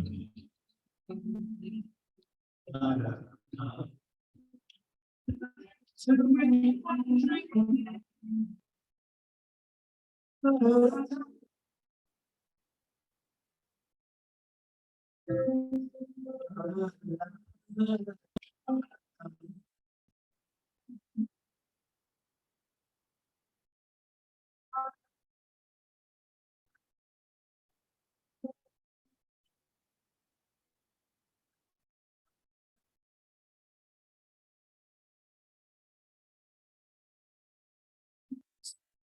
So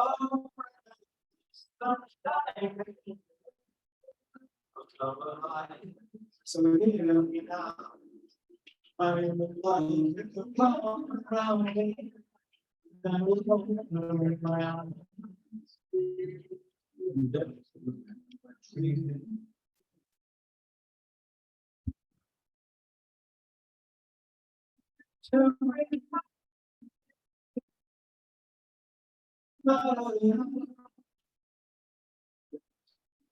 I dream.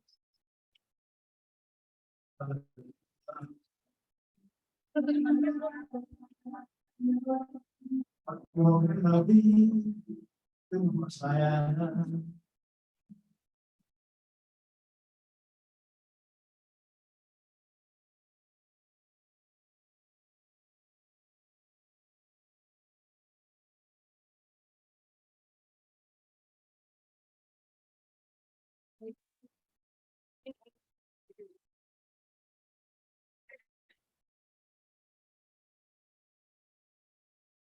What do you need to reflect on? What do you need?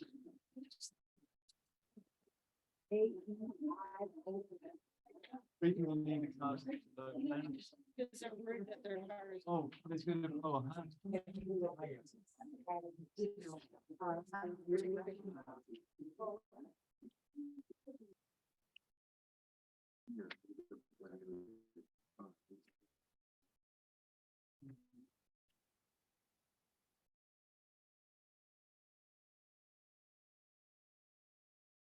Hey, everybody. This is where I've been working, actually, so, yes. End of the live stream. We're gonna end it. See you at 6 o'clock PM tonight, everybody.